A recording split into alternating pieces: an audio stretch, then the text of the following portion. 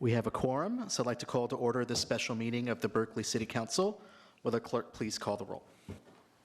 Councilmember Kesarwani is absent. Councilmember Davila is absent. And Councilmember Bartlett is absent.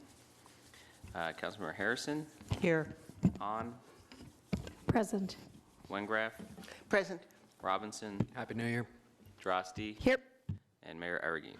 Present, a quorum is present. Moving now to public comment, limited to items on this agenda only. We have one item, public employee appointments pursuant to Government Code Section 54957B, the position to be filled, the Director of Health, Housing, and Community Services. Is there any public comment on that item? Seeing no public comment, we'll now convene in closed session and report out any action taken in open session. Thank you.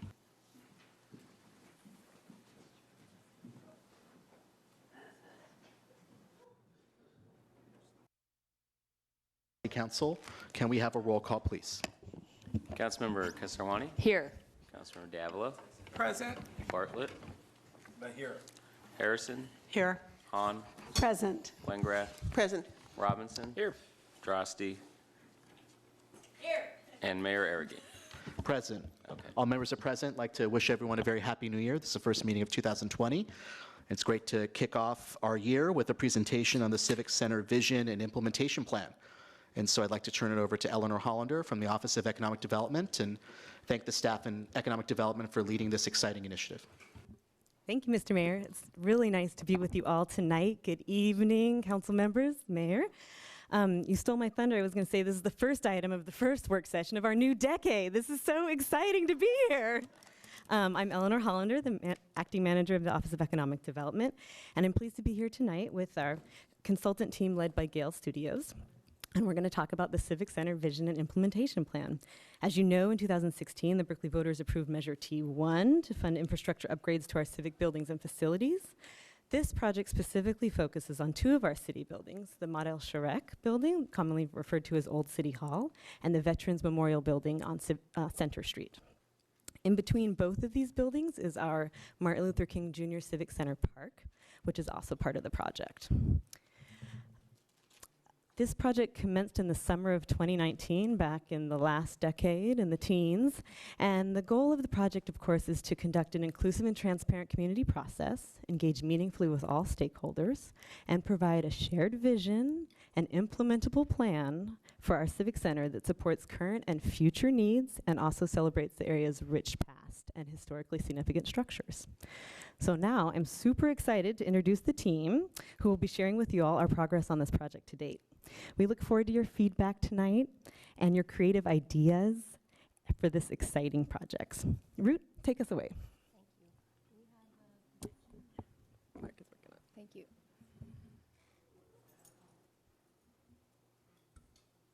Great, thank you. I'm really excited to talk to you about this project and also to introduce, I'm excited to talk to you about this project and to introduce our team. I'm with Gale Studio. My name is Ruth, and I'm the project manager. I've been working closely with Eleanor, and I'm here with Gigo, who's the project director on the project, and my colleague Blaine is here too. He's our manager in the San Francisco office. And we're also here with our wider team. We have Siegel and Strain architects. Susie and Lindsay are here. We have Matt Tacker from Tacker Planning, and we have also on our team is Strategic Economics, another local studio. Dina couldn't be here today, and this is our core team, and we're also supported by Neighborland, who's helping us produce a website for this project, and also TBD Consultants, who will be helping us with some cost studies further along in the project. So I'll just tell you a little bit about Gale. We are a team of urbanists, architects, landscape architects, mobility experts, anthropologists, and we use a people-first approach to city shaping with a focus on people first. And we are super interested in public life and in public spaces. So this project is particularly dear to us. We're a local firm, and we love working in historic contexts and in the public realm. And we're super excited to have a strong team with us in this process. This is what we're hoping to cover today. We are talking to you mostly about the research and engagement part of this project. This is it's a kind of almost a year project, started this summer and ending next summer. And we've done quite a bit of research and engagement that we want to share with you, and the engagement is ongoing. So we've had some community meetings, but they're continuing. The bulk of this meeting is about the vision. We have an emerging vision statement that we want to run by all council members, and we want to explain how we got to that vision. And we also want to tease out some design opportunities, some kind of big moves that we're starting to get to, which is going to inform our next phase of the project, which is coming up with 3 implementable kind of concepts for the park and the 2 buildings. And we'll just reiterate what the next steps are at the end of the vision, at the end of the session. So just to reiterate, there's these 3 components. We have a research and engagement piece, which we've been doing existing conditions research, so looking into the current state of both buildings and also looking at the park. And we've done quite a bit of outreach and engagement, and we're starting to look at financial tools and assessing those tools that might help us get this project to fruition. We're here today to present the emerging vision statement. This is something that will continue to be adjusted to reflect the outcomes of the engagement. We've done 1 of 4 community engagement sessions, so this is presented as a work in progress vision. And the next stage is the design. We'll be presenting and putting together up to 3 conceptual designs for the adaptive reuse of the buildings and the park, and that will come with an implementation plan or an implementation matrix for the project. So as you have an overview of the timeline, there's a lot going on there. I'll go into the engagement in more detail in a bit. Maybe this is hard to read. The things I wanted to reiterate is that this vision is a shared vision. It's not the team's vision, it's the community's vision. And we've taken that responsibility of creating something that is co-owned by the Berkeley community really seriously. And there's been 4 main components that have influenced this vision. And one of them is the public space, public life survey, which is something that Gail led on. The historic structures research that Siegel and Strain have been leading on has been really important. Obviously, the community engagement and outreach that we're conducting, and also policy research so that we're aligned with Berkeley policies. And also, there's been a lot of studies done in the past that we've been immersing ourselves in, so there's a lot of precedent for this work too. So all that should feel that it's present in the vision that we are coming up with together with the community. I'm going to hand over to Lindsay, who's going to talk us through the historic structures findings to date.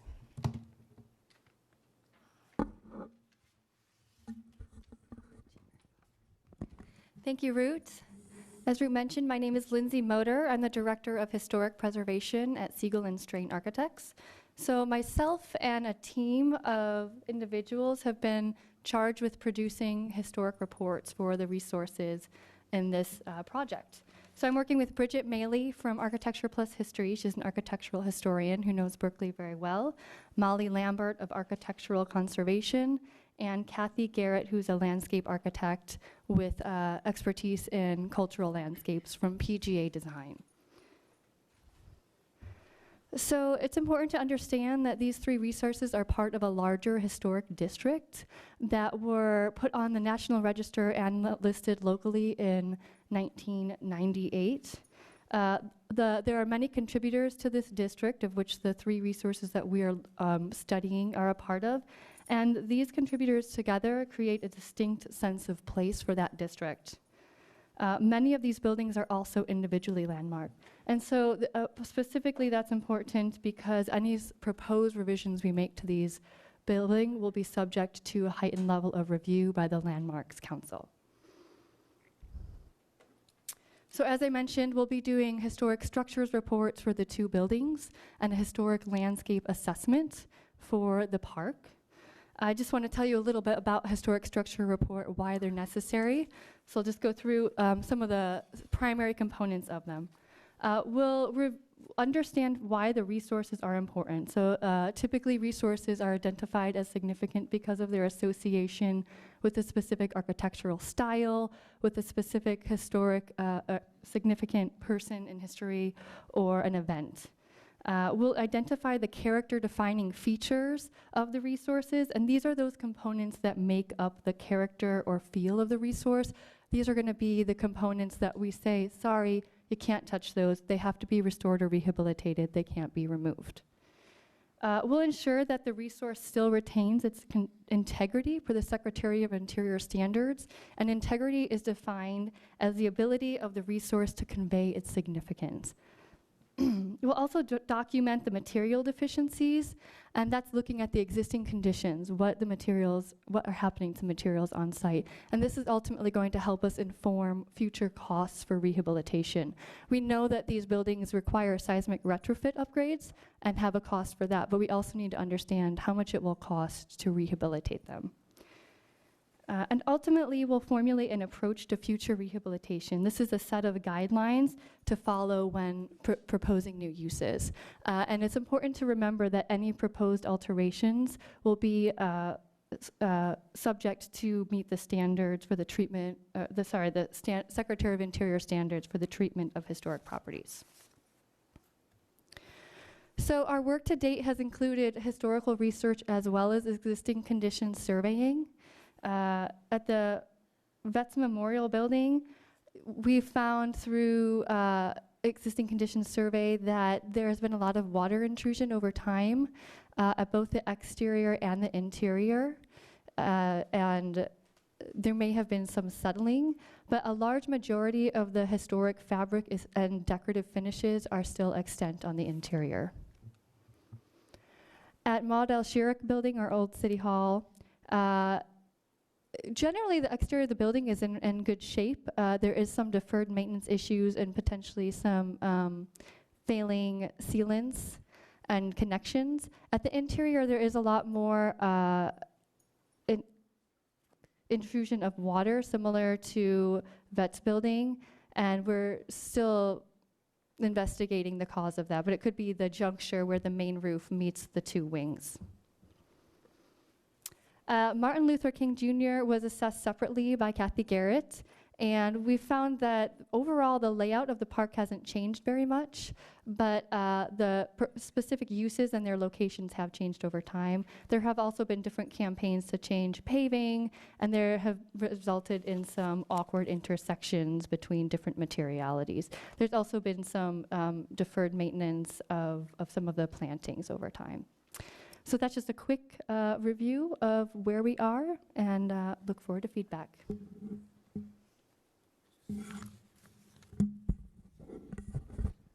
So I'm going to briefly touch on the public space, public life survey that we conducted in October.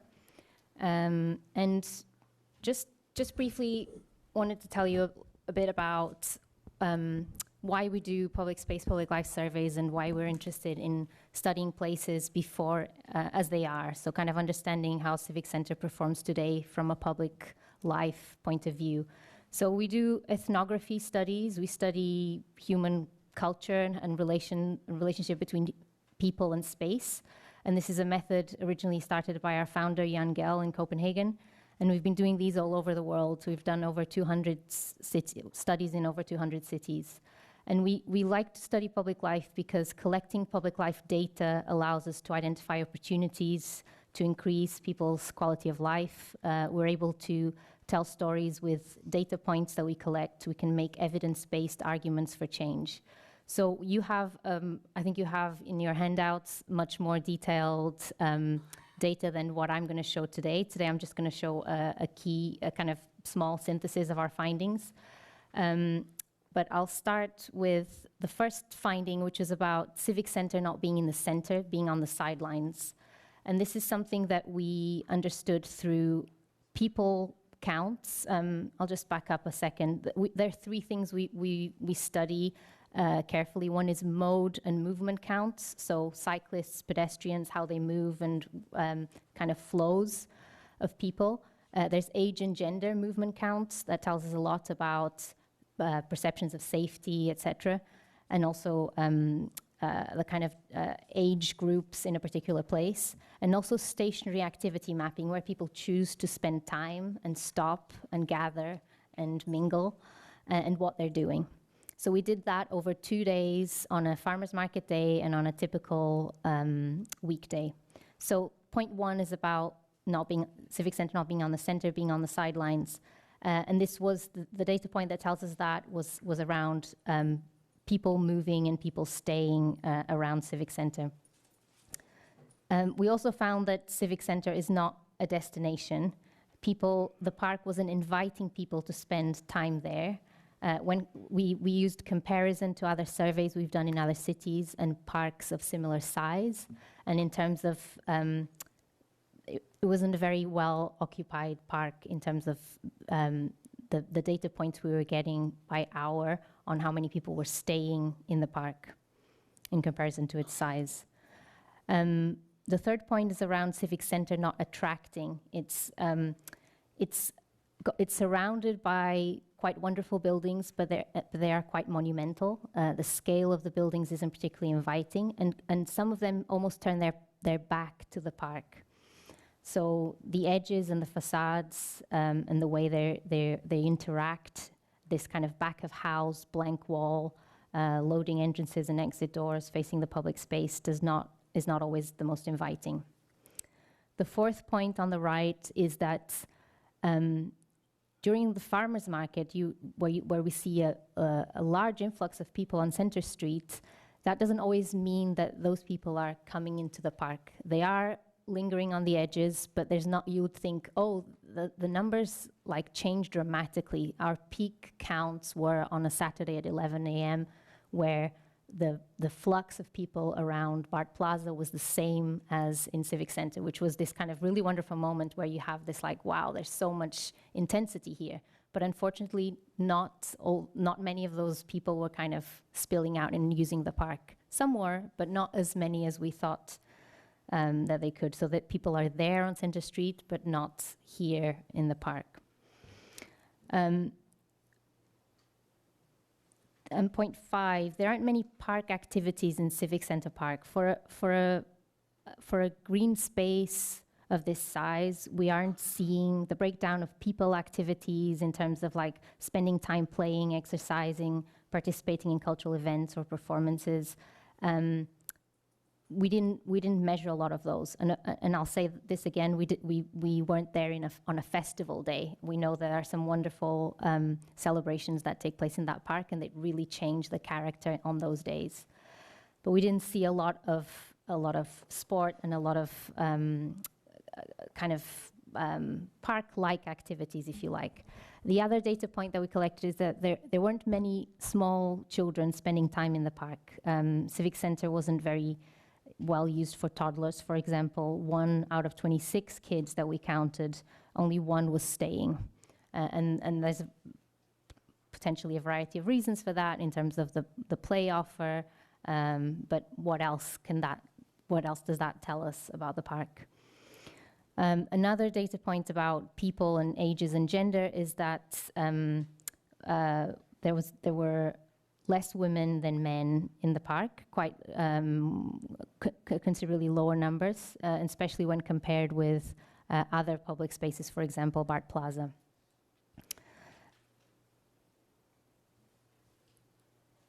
So where am I? Point 6 is about a few dominant activities negatively impact the perception of safety. So the gender point fits into this category. There were more men than women, but also only a few people around, which impacts the perception of the park greatly. So there are many parks where there might be people experiencing homelessness, but there might be families playing or picnicking, and the activities are more dispersed, and everybody can enjoy the same space together. Here is not always the case. So we observed that there is an issue with people sitting and congregating in an area, and that affects the perception of that particular space. Our point 7 is about Civic Center being surrounded by high density of life and legacy of gathering. This is a wonderful thing as a starting point. Civic Center has great numbers of people using buildings and spaces nearby. We have 3,000 students on our doorstep, and this kind of wonderful life and energy that they bring to the site. There are 17,000 YMCA members, so many BART riders, 1 block away. So there's a lot of life surrounding Civic Center, which is great. Oh, sorry. Here. And the point 8 is that the architecture is great, is varied, is interesting, and these buildings are there and awaiting their next act. There's so much opportunity. There are challenges with them sometimes facing the wrong way, or the facades not being porous enough, but we think we actually see that as an opportunity for positive change and for integrating park and buildings in a better way. We found out that with the right invitations, people actually do spend time in particular areas. So for example, we found this lovely moment around the ledges of City Hall that it's almost like a little microclimate there. The sun shines when it's warm, it's at the right scale, it's sunny when it's the kids' lunch break, and there's this influx of kids crossing the street and enjoying the sunshine and having conversation with their friends and in small groups. And there are so many of them. And this was kind of a really great observation to say, actually, some of these spaces in particular times of the day, they are very well used.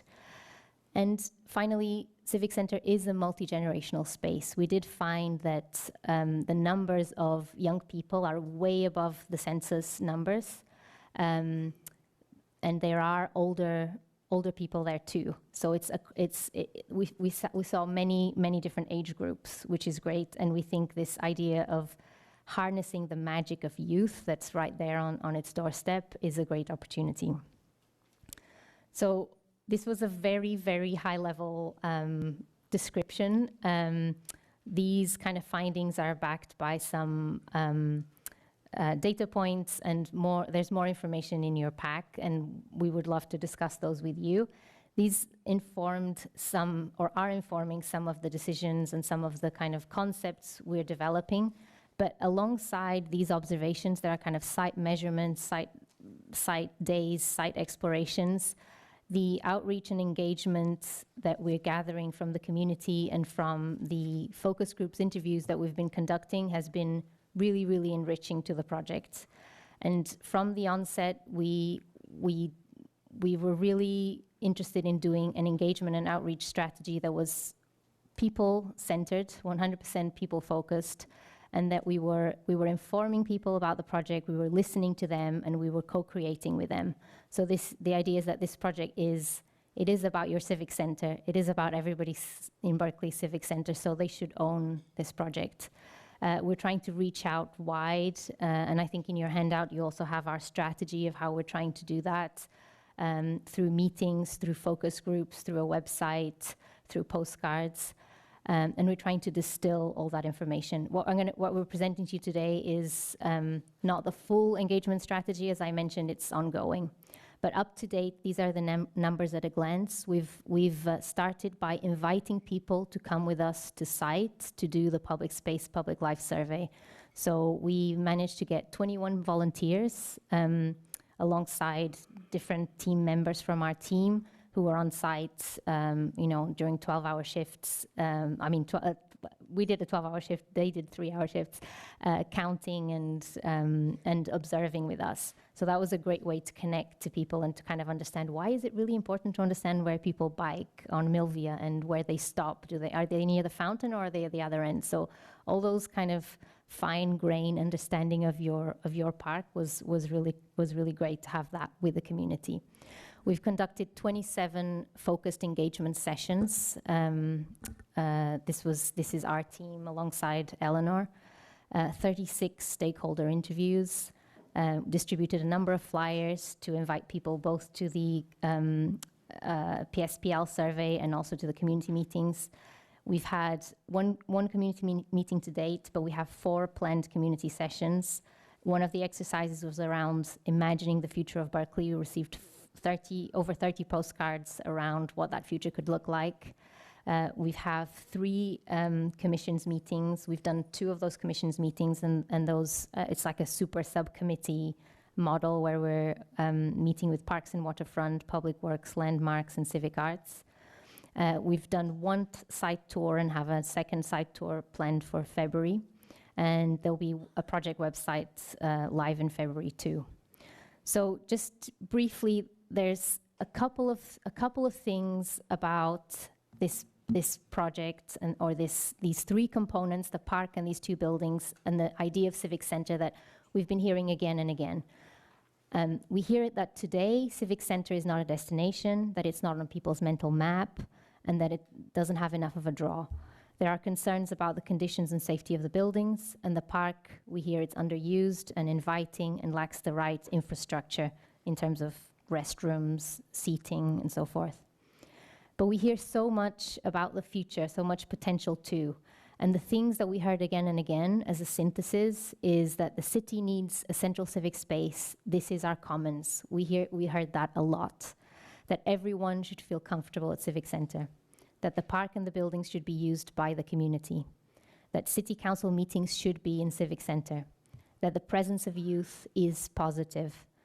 And that people want a place designed for civic participation, for cultural events, for community interaction, but also where one can sit and relax. So there's a question of scale. It's for those big gatherings, but it's also for the everyday. This is an overview of the stakeholder focus groups we've conducted in the last 3.5 months. So there's been sessions on youth, on arts and culture, community and services, heritage and built environment, and we've also managed to speak to either a council member or a representative from the council member. I think we've covered all 8 districts, and also the mayor's office and the Berkeley Unified School District Board of Directors. So you'll see there's a range of stakeholders there, from the current tenants of the Veterans Memorial Building and Old City Hall to the farmers market to local arts organizations and cultural organizations to the school and so forth. And I won't go through each of these bullet points in terms of the key takeaways because we have a lot to cover, but I'll just say 1 per slide and you have these as a handout. In the youth conversation, when we sat down with the school, we really hear that a positive kids culture around the park is really important. We don't want the negativity of like, they're up to no good in the park. No, let's turn that around, let's be positive. And also they want teen spaces that feel legit, like places for youth, not just for the little ones. In terms of the arts and cultures conversation, we heard that this is an awesome location. They're in central Berkeley, near so much in terms of strong cultural and arts institutions. So this adjacency to downtown is really powerful. And we heard a lot that more arts and culture in Civic Center is really needed, and a lot of meeting space is needed too, and smaller venues would be welcome there. We also heard that arts and cultural component needs strong management.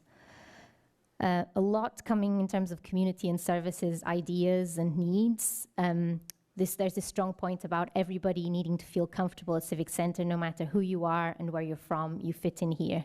This came with us people said this in several ways, but this was a very strong message.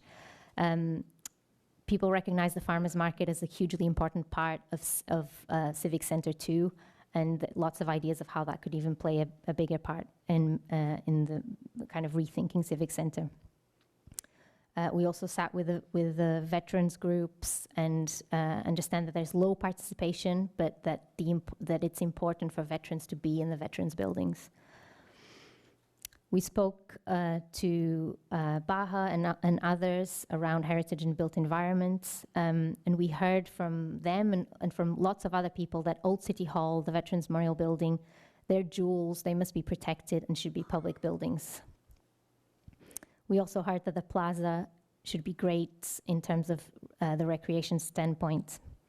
And from you all, we heard wonderful things around the huge potential and wonderful opportunity for this project and how this is our commons. This is our commons. We heard that many times. There's some photos here of our first community meeting. I don't know if anybody was there. It was a very lively session. We did lots of fast-paced exercises. It was focused on visioning and values. And this meeting really shaped, together with the stakeholder interviews, really shaped this vision. We did a lot of imagining the future. We used a lot of precedent images from other parts of the country, other parts of the world to inspire people. We talked a lot about programs and uses for these buildings. And we also took a long-term thinking in terms of a postcard from 20 years from today. That was an exercise that people read aloud, and it was really interesting to imagine together what the park could become and what Civic Center could become. This was a little rushed. I hope there would have been more time to explain all the wonderful ideas that your community has. And I just wanted to say how involved everybody is. Like when we sit down in Berkeley with people really share, people really tell us their ideas, and they're so present. And I think that's wonderful. So handing over to Guigo. Thank you, Ruth.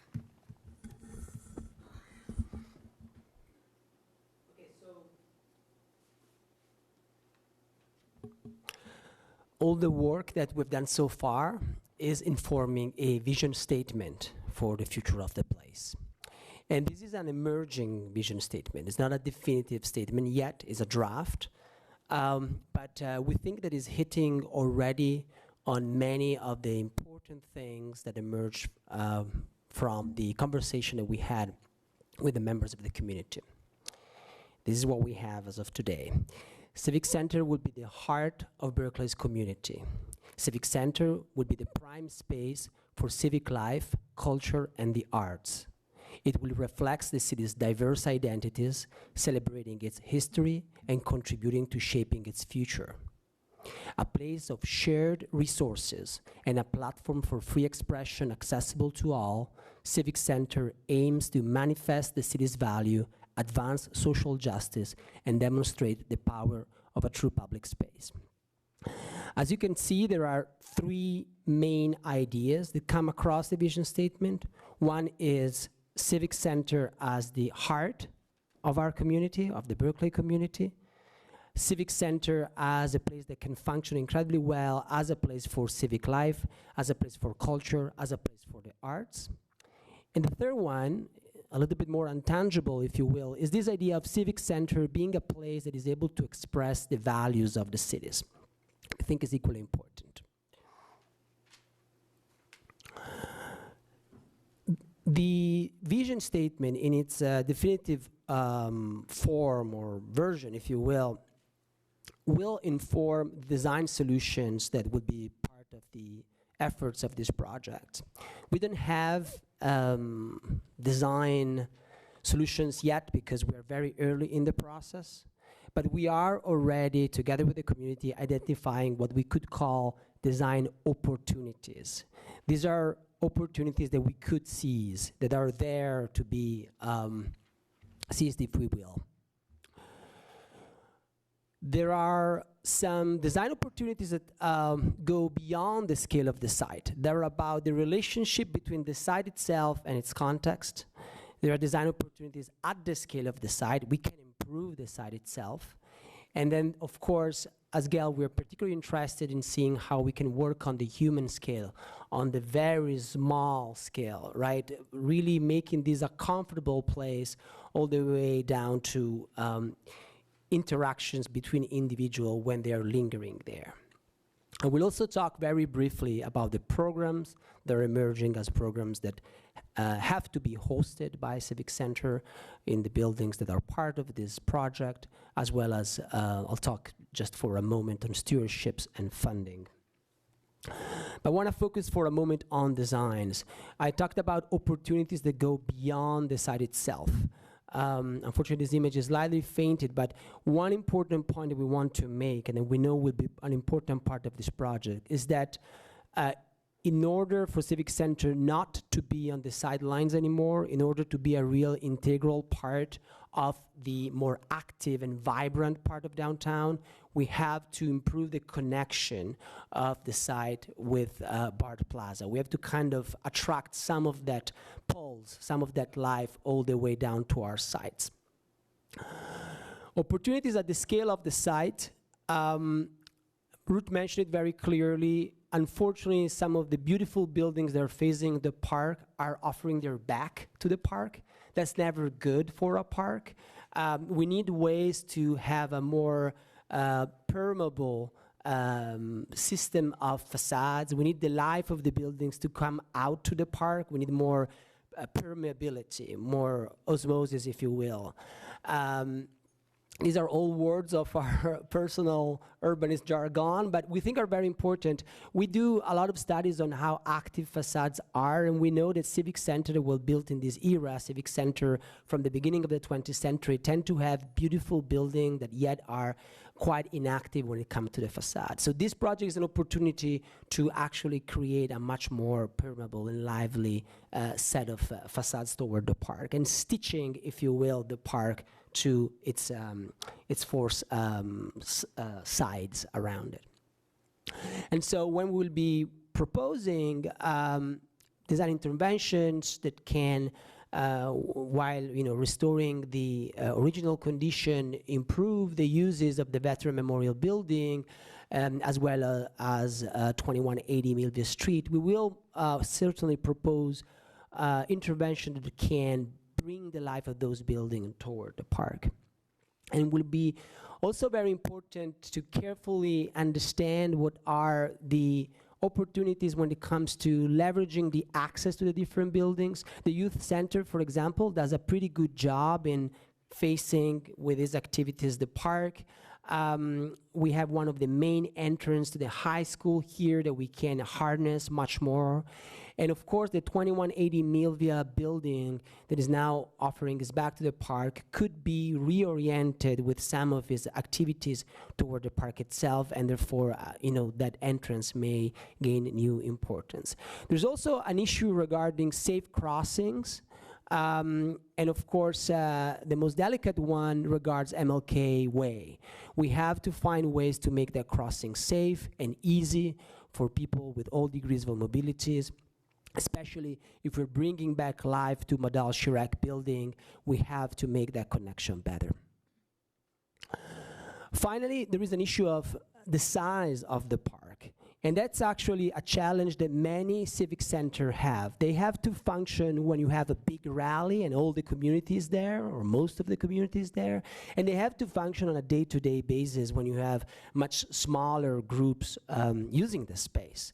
And right now, you have just one big lawn. Is not, you don't have a lot of elements that are breaking up the space, and the space on a daily basis, if there's not a big event, feels a little sparse, a little vast. So we have to find a way for the space to be actually working very well in both these scenarios. You have to be working well when you have the farmer's market or even bigger event. He has to work well if there's just a few people using the playground or resting on a bench or lingering after a day of school.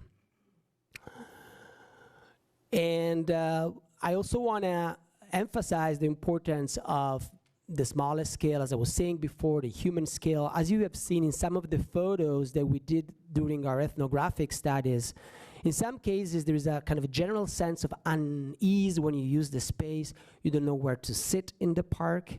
Maybe the place where you want to sit because it's the best microclimate doesn't have a bench.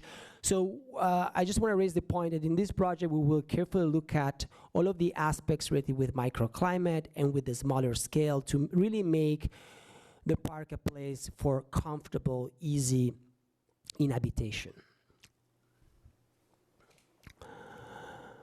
When it comes to programs, it's been very interesting to hear all the ideas that your community has with respect to what's going on already there, because in fact many things are going on in the buildings around Civic Center Park. but also the many ideas about the things that could happen there. And we now have a very rich inventory of programs that we have organized around different categories, functions that have related to city government, of course, cultural functions, culture and art, services. The Civic Center, as of now, is actually providing many services, and we think that it will have to continue to do so. Other uses for the community, and then, of course, Civic Center Park is a green space that is also responding to the need of nature in the city. And we're wrapping our head around the way in which we can locate all of this function within the site. So this diagram shows, for example, as we have Civic Center Park, that is not too far from the art district, not too far from BART Plaza. We think that actually strengthening the role of the Veteran Memorial Building as a cultural hub could help further connect Civic Center with the art district, almost like a hinge between the two, and also connect to BART Plaza. We like to think that we want to see more pedestrian flow coming down from Center Street all the way to Civic Center. So placing an important cultural function at Civic Center will certainly help to do that. And when we talk about cultural hub, these are some of the things we heard from your community: exhibition venues, shared meeting space, maybe a cafe, studio spaces, a small venue, a small theater. There's also all of the city functions, which are, of course, a prime function for the site. You have the Milvia building that is already functioning with, city administration services. And then you have the Madal Sharek building. What we heard about that building from some, if not many, is that that building that was originally the prime civic building of the city could and maybe should continue to have a civic function. And so we are considering the possibility of strengthening the presence of civic programs at Civic Center by reinvesting in Madal Sharek as a civic building. And therefore, if you can see on this diagram, almost creating a new axis, city-related functions, connecting across the park from the Milvia building all the way down to Madal Sharek. And what are we talking about when we talk about city offices? Of course, the office of the mayor, administration and different services, but also shared meeting spaces for the community, and of course places for the commissions to meet that are very important too. We heard about the importance of harnessing the presence of the high school. It is actually a pretty unique condition to have a high school, a public high school of this size, being so much in proximity with the Civic Center. And this is something that we can really harness. We talked about different profile of users of the park. We have a lot of youth. It's so beautiful to have so much youth close to the place where political decisions are made. So what can we do out of this? Is there a way to truly harness this proximity? And then finally the park, which can be the glue of all of this function right at the center, and can be, a place that offers places for play, places for flexible programs, for gathering, for picnics, for youth hangout. Maybe there is an opportunity for a cafe that is getting even in the park, if you will. All of those things that can really create a sense of vibrancy during the everyday, knowing that on special occasion, for example, when you have rallies or big political events or festivities, the park will be, of course, alive because of the presence of many, many residents at the same time.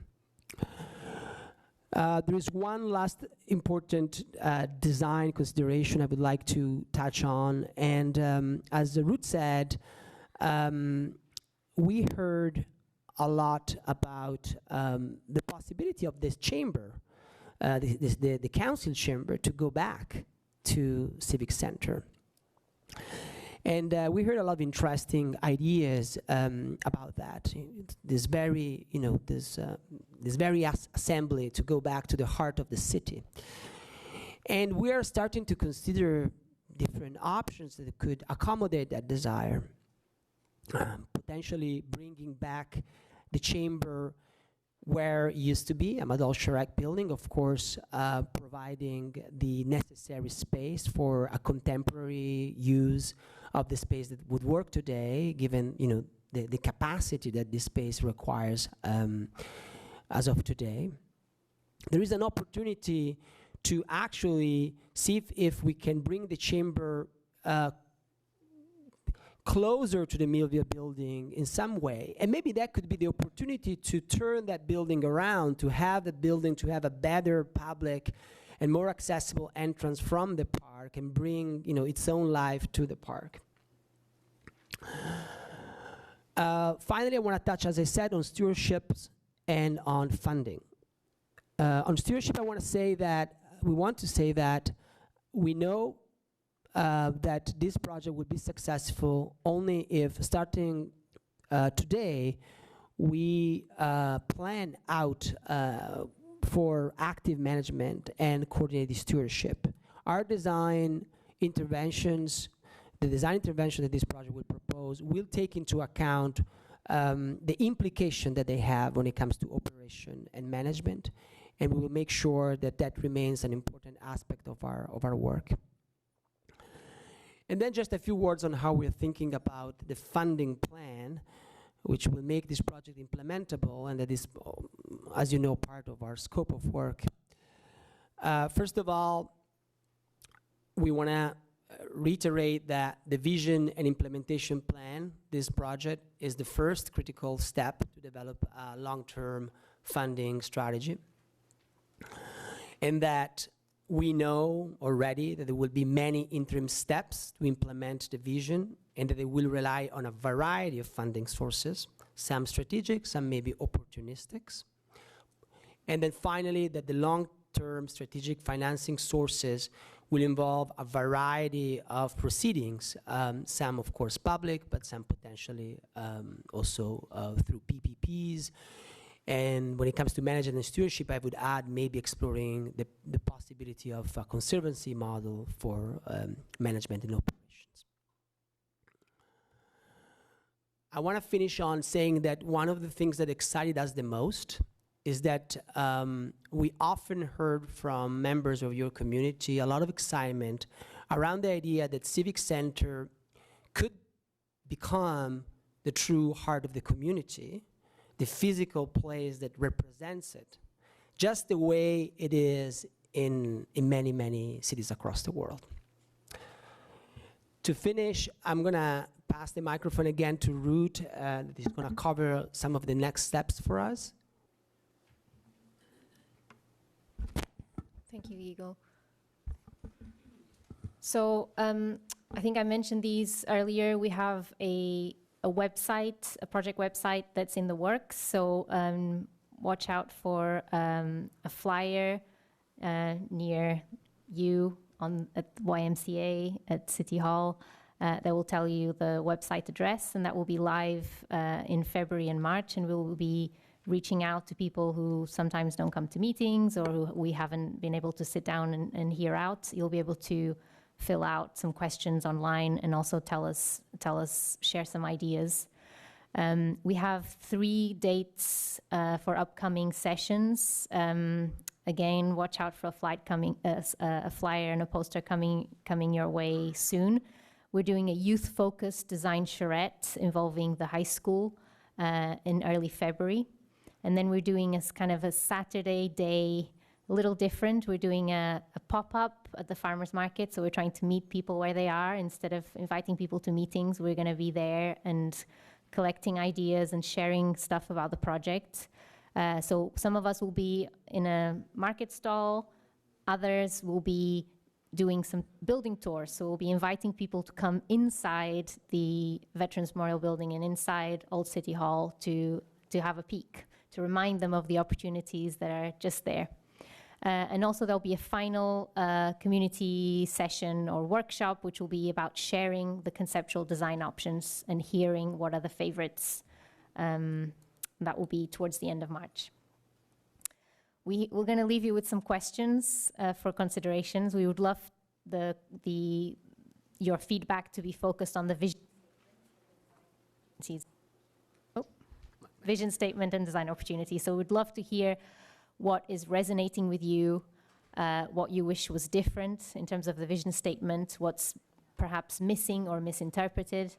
And also on the design opportunities, we'd love to hear which ones resonated with you, which ones didn't, and which concepts are more appealing and less appealing. So thank you. Thank you so very much for all your work and for the excellent presentation. And we're going to open public comment, and then council will discuss the work so far afterwards. But I want to recognize we're joined by two former mayors, former Mayor Tom Bates and former Mayor and State Senator Lonnie Hancock. Thank you for joining us this evening. And we'd like to open public comment. Who would like to start public comment on this item?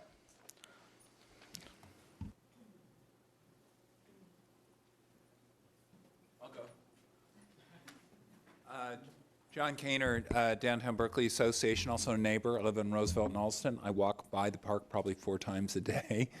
And I've talked to a lot of my neighbors also, and I think there's a real hunger for a place that is going to be inviting, not only for high school students, but the neighborhood as well as our new downtown residents and the community as a whole. First of all, I really want to thank Eleanor's leadership on this. Eleanor, you've done a fantastic job. And Gale Studios, you guys are amazing. Thank you so much. That was such an excellent presentation. Really appreciate it. Just a couple quick comments. Let's not preclude dreaming big on this. We're Berkeley. This is an incredible asset, this Civic Center. And I had a meeting with some folks at ELS the other day, and we were sort of brainstorming. They said, well, what about doing a center for free speech and investigative reporting, a global center? It would involve a lot of probably very deep pockets of philanthropy, et cetera. I think, or it's culture, large art collections, the Berkeley Historic Society. I mean, we have so much potential, and we can really leverage the Berkeley brand. So anyway, the thought of dreaming big. And then I think clearly what Gale Studios and all of us know, it's about people, activating the space with the diverse population. It was really fun to be with all the community members and hearing and visioning what that looks like. And then clearly about sustainability. But I might back up about the people and the vision big. This is going to have to be a massive bond measure.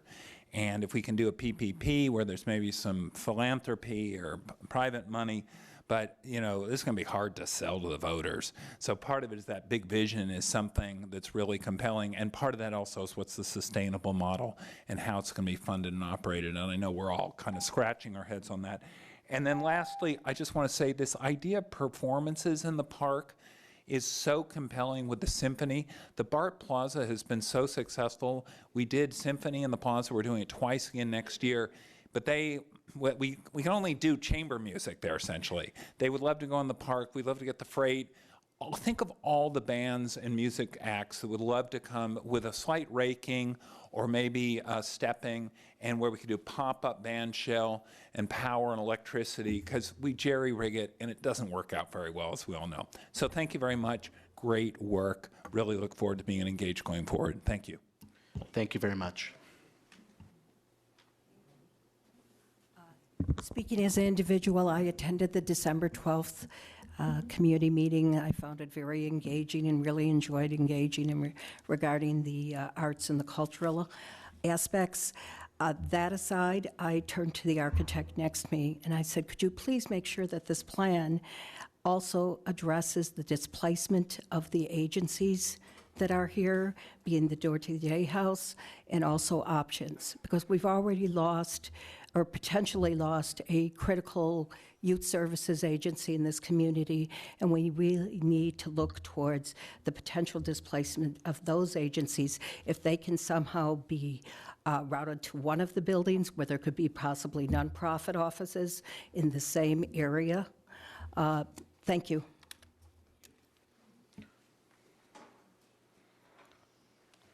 Good evening. I'm Lonnie Hancock, and I'm speaking as an individual who's just fascinated by this project and the potential and the vastness of what needs to be done, as I'm sure we were all familiar with. I also really thought the presentation was excellent. Thank you all very, very much. And I agree with both the previous speakers. John Kaner and the downtown folks have been interested in this from the beginning. Others are interested not only options, which is a wonderful set of services, but there is the Historical Society in the Veterans Building, and they have extraordinary archives, the whole second floor of archives, and are about to start doing outreach. They have the former archivist from the Bancroft Library is now retired and volunteering with them. So many people are interested in some kind of history museum simply because Berkeley is a place where things begin.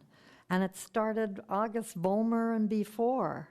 And people are interested in that. A Center for the Study of Social Change.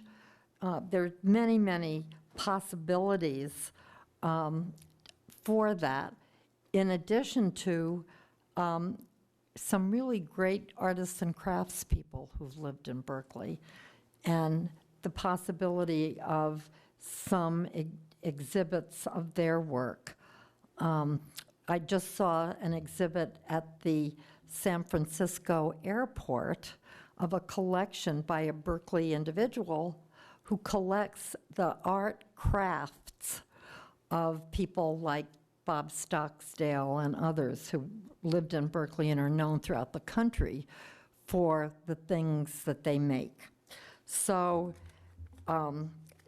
I think that there's so many really exciting ideas, and that there'll be lots of people in the community who want to work with you, and would also point out the money is going to be huge. And it's going to be important. Maybe we are relying on you to tell us what some of those sources are that we can all pursue as a community. Thank you. Thank you very much, Senator Hancock. Thank you very much. I'm Tom Bates, and I'm speaking for myself. What is this Lonnie speaking for on behalf of? So anyway, it's really exciting to see this presentation and hear it. And, you know, for me, there's such a wonderful opportunity we have here if we just don't blow it. I mean, it looks like, I love the connection idea, you know, making sure that we make all these connections because they're there. And in order to have the Civic Center really be vital and to be active and to be really something, we need to make those connections. We need to be able to figure them out and how to get people to and from those places. And I think we just have a terrific opportunity moving forward. There's only one sheet on the funding, and that was very vague, but we need to really concentrate on how we're going to make that happen, because this is massive, and it's not going to happen overnight. It's not going to happen with one plan or one development. It's going to take a series of overlay, and it's going to take, I think, probably 5 to 10 more years to actually see it actualized. But I think if we get on the way, and it's really important to try to and I know it's not going to be easy, but to try to get a uniform vision where people say, this is what we want. And now obviously we have a huge group of people who all have different ideas, and it may be difficult to get it there, but if we can get a vision that people can really buy into, then in fact we can go out and tell people, look, it's our city, we love it, we want it to be the showcase, we want it to be the best it can be, and this is the path that we might take to make it happen. And so I really hope you'll try to think about how we can get a uniformity, as much uniformity as we can around where we're going. And then lastly, I do think it's important for us to find places for people to relocate, the current tenants, to relocate, particularly options. It's a great community resource, and we just don't want to say, you guys are out. So good luck, you guys. We're with you. We'll help you. We'll do everything we can. It's not going to be this council. It's going to be future councils that are going to be able to work on this, too. So let's make it work. Thank you.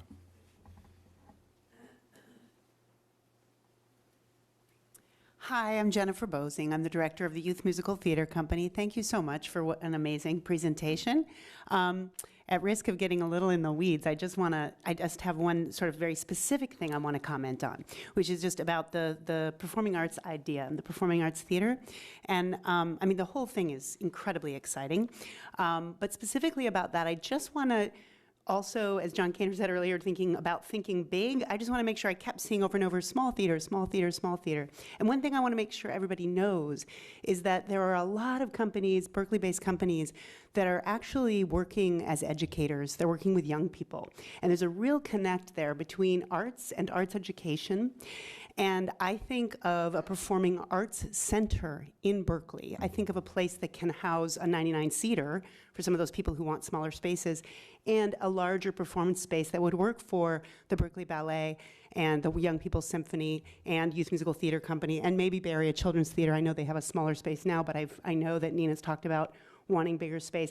So I just think there are a lot of organizations out there wanting to do, use a real, and it's not enormous, but I think between 300 and 600 seats as an example, and a place where there can be symphony also, where you can have an orchestra. I know that West Edge Opera, formerly known as Berkeley Opera, is like a 40-year-old Berkeley institution, is nomadic and had to leave and rename themselves. I mean, it's kind of, it's kind of tragic, and not everybody thinks about that, but it's really true. So a place like this to give the Berkeley Opera its home again, that kind of thing is what and I've had conversations with the directors of these orgs over the last several years, and as many of you know, I've talked with lots of you about this. It's a real passion of mine. So I just want to invite everybody to be thinking about that in a larger way.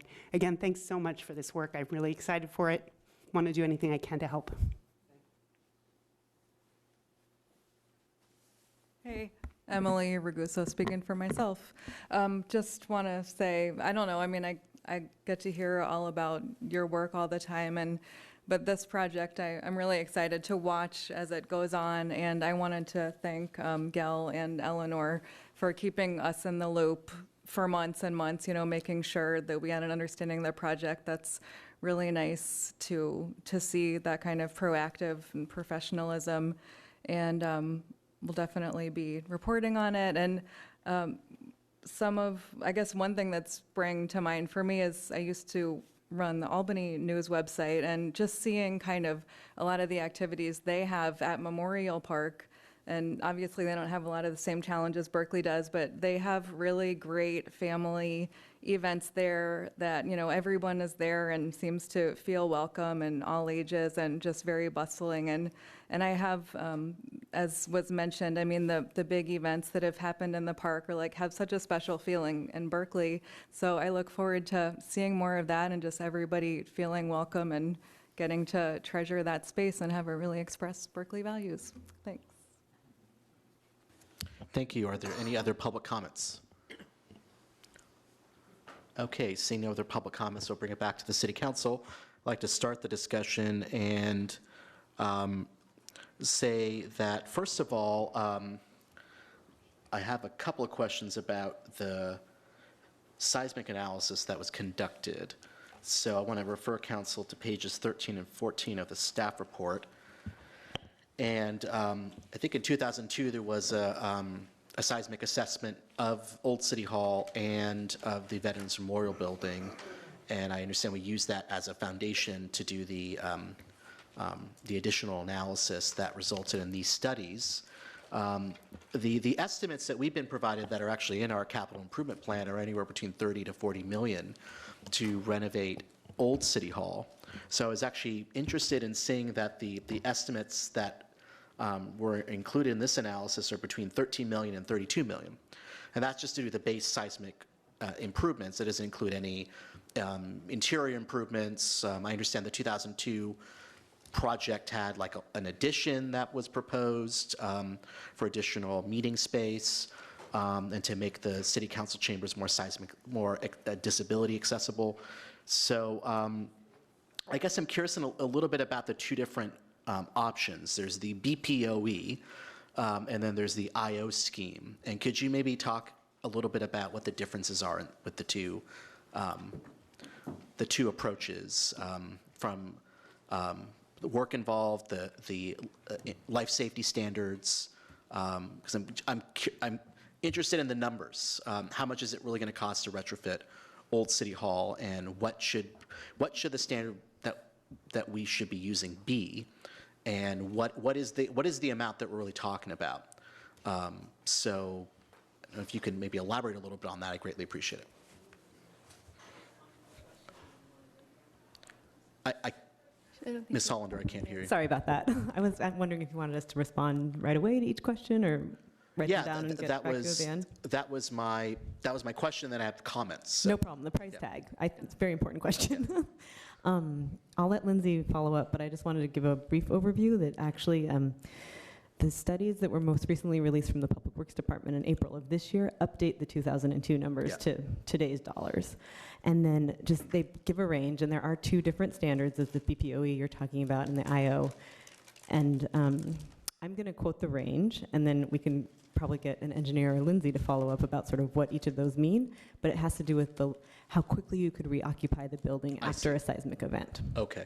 So, is the building safe when the seismic event is happening? That's one level. And then could you immediate occupancy, could you come back in? Could it be a place of shelter? Understood. Thank you. Sure. And then just to provide a little context, the Vets building has a sort of larger price tag, surprisingly. That's the 17.7 million to the 61.8 million range. Big range, I understand. And then Old City Hall is 13 million to 32.8. Let's call it 33 million. Right. And I'm not a structural engineer either. So I think Eleanor did a decent job of explaining. It has to do with how quickly, you can occupy the building.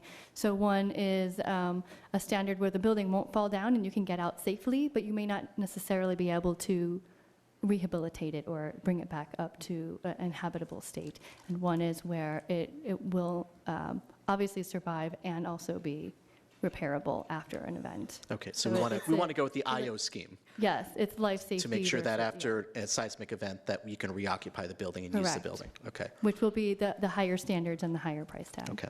Right. I think this is good baseline information for us to have. Having been in both buildings, there is a significant amount of deferred maintenance and deterioration of these buildings.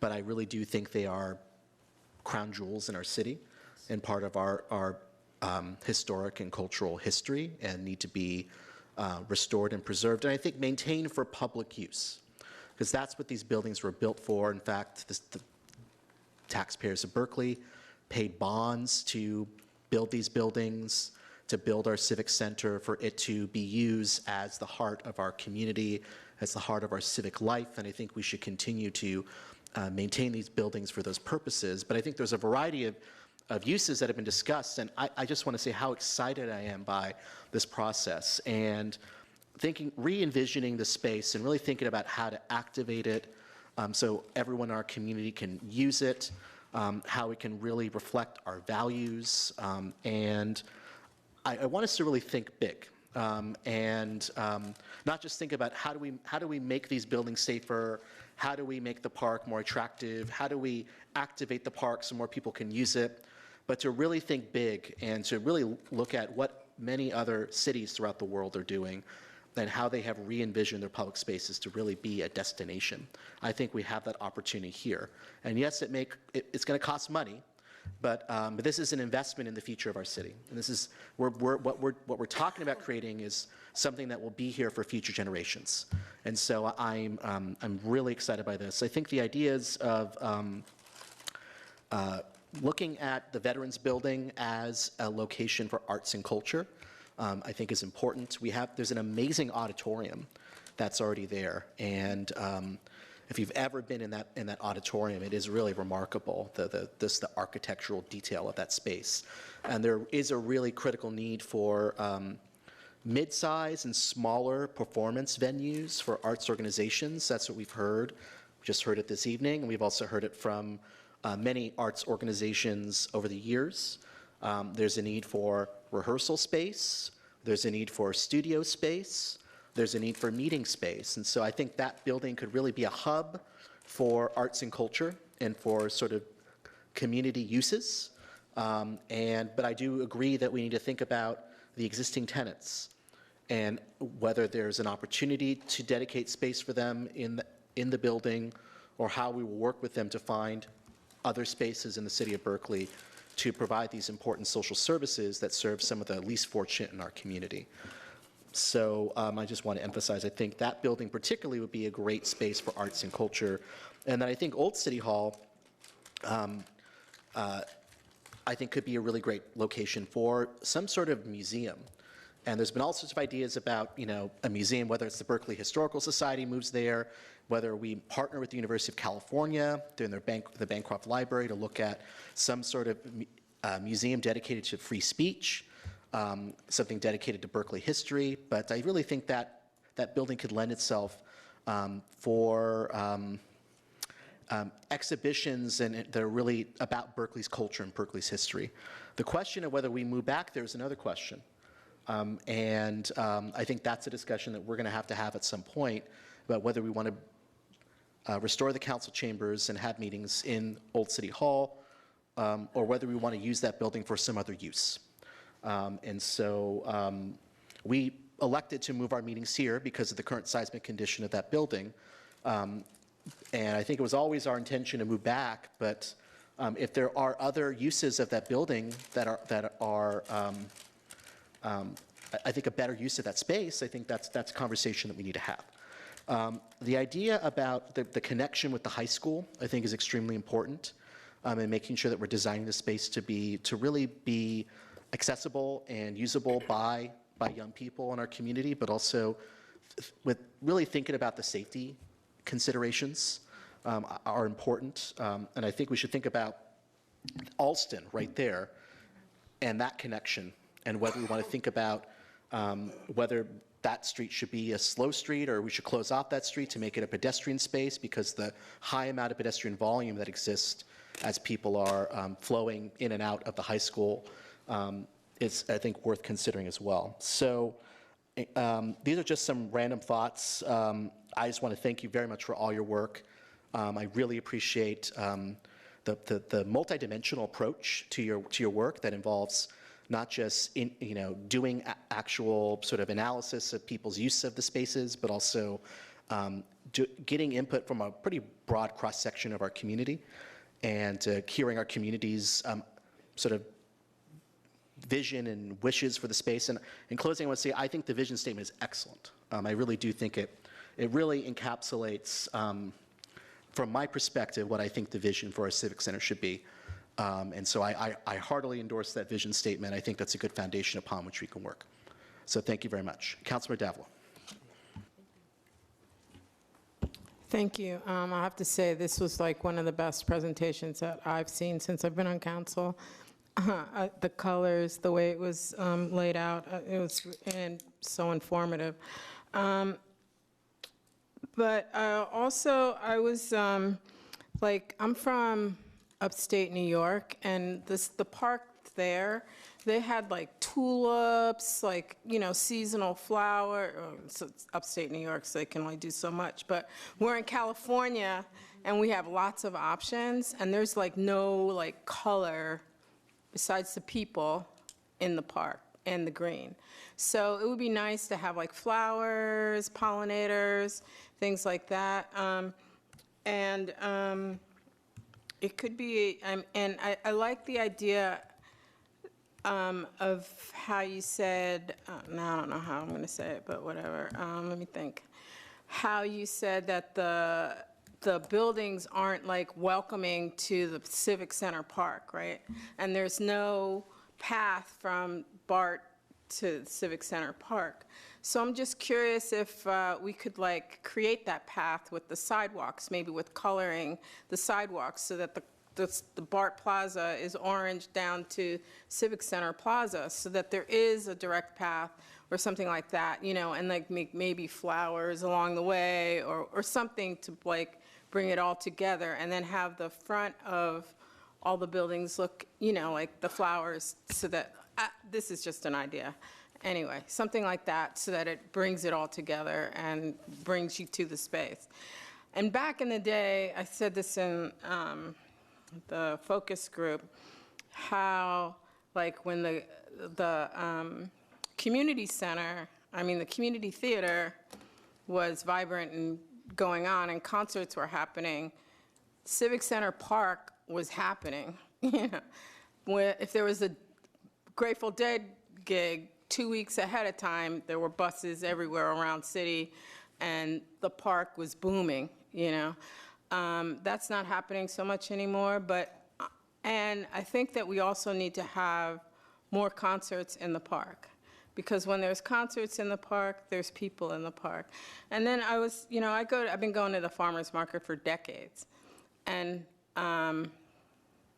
so I kind of disagree with the statement that people don't flow into the park, because people do flow into the park. It depends on a given day and the weather and everything, of course, but it could be more welcoming, I agree. But I think it does get utilized a lot when the farmer's market is there. And also, I would like to see, I don't know if it's possible, but this affects the whole city, and I would like to see meetings in at least the districts, you know, for the community focus group, more meetings in each district. I know there hasn't been one in District 2, I don't think. So I would like to see that happen. And also,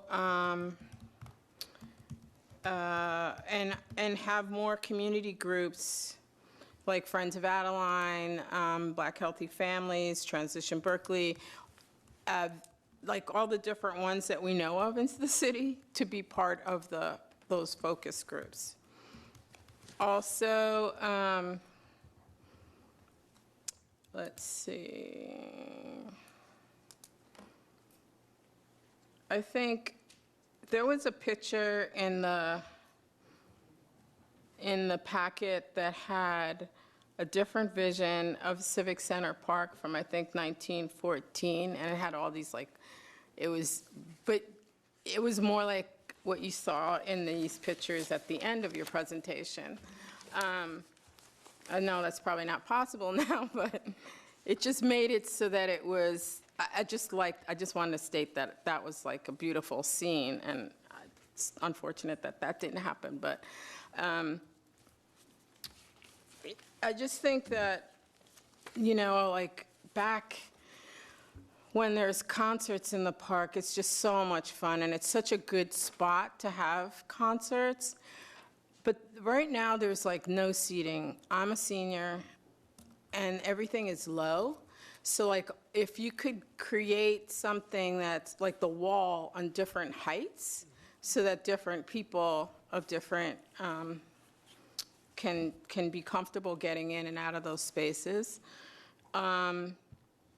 And I think that the park for the kids, I mean, I see a lot of kids in that park. Sometimes I'm really surprised.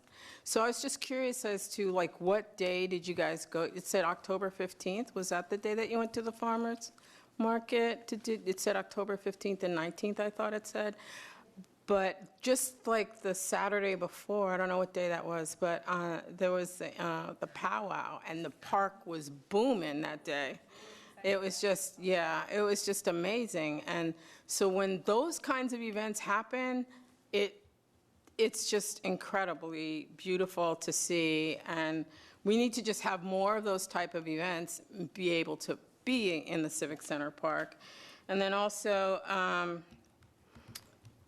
let's see. I was curious as to what Strava is. Yeah. So Strava is an app that a lot of people that run and bike use. So and they have some open source data. So a lot of people like to track when they do exercise on their bike, and it's a good way to find particular routes that people choose to take or don't choose to take. So, for example, we looked at the area around Civic Center to see, okay, if people go for a run around Berkeley, do they go through the park? Do they avoid it? And a lot of people do avoid it, even though sometimes it's the quickest route between 2 points. So, and that kind of tells us that it's not on people's mental map, or they want to avoid it for some other reason. So it's actually, we have to remember that this is only certain people that jog, that log their information there, and only certain people that bike. So it's not a comprehensive, part of the population. It's pretty specific, but it's interesting and tells us how people use it. Like if you want to bike or jog for exercise, why are they avoiding Civic Center? It kind of poses some questions. So make it more friendly for people on foot and for people on bike should be kind of up on our priority list in terms of making it more of a people-focused space. Well, for one, you can't ride your bike. You're not supposed to be riding your bike through the park. So Not directly through the park, but looking at the adjacent streets. Yeah, because, I mean, Alston and Addison and Center everybody rides their bike, especially Alston Way. It's a direct route. But anyway, I was just curious. And then this is like an off question, but I'm curious as to the answer, and you probably don't know it, but staff might. I was wondering, did Berkeley Unified School District do any improvements when they were in that building? If BUSD did any improvements to the building when they were there at Civic Center, No. Old City Hall. They modified some of the interior space to provide new partitions and make smaller offices, mostly in the second floor south wing. I think they also may have put in a ramp at one point to the back part of the council chambers. I'm not sure who exactly paid for that. Okay, and then, let's see. Yeah, I think it's really important that the organizations that are in these buildings be able to not be displaced without somewhere to go. So that would, and then, do we know what like this timeline's, how long this timeline is? Do you want me to address that? This part of the project, the vision and implementation plan work, is, again, as Root mentioned, there's a number of engagements this spring and touch points throughout the summer, and then the sort of final vision and implementation plan will arise. But in terms of the construction timeline or subsequent phases, that is still an open question. Yeah, and then, let's see. Yeah, I think that's all I have for now. Oh, no. There was, I was noticing that on the focus, one of the focus groups had my staff person listed as a participant, but he wasn't even, he was in the room, but he wasn't talking. So I was curious as to why that was. We can correct that if you would prefer. Well, I think it was the in the room list. Oh, I see. Okay. It was, to me, I was just like, huh? Okay. I think that's it for now. Thank you. Okay, thank you. Vice Mayor Hahn.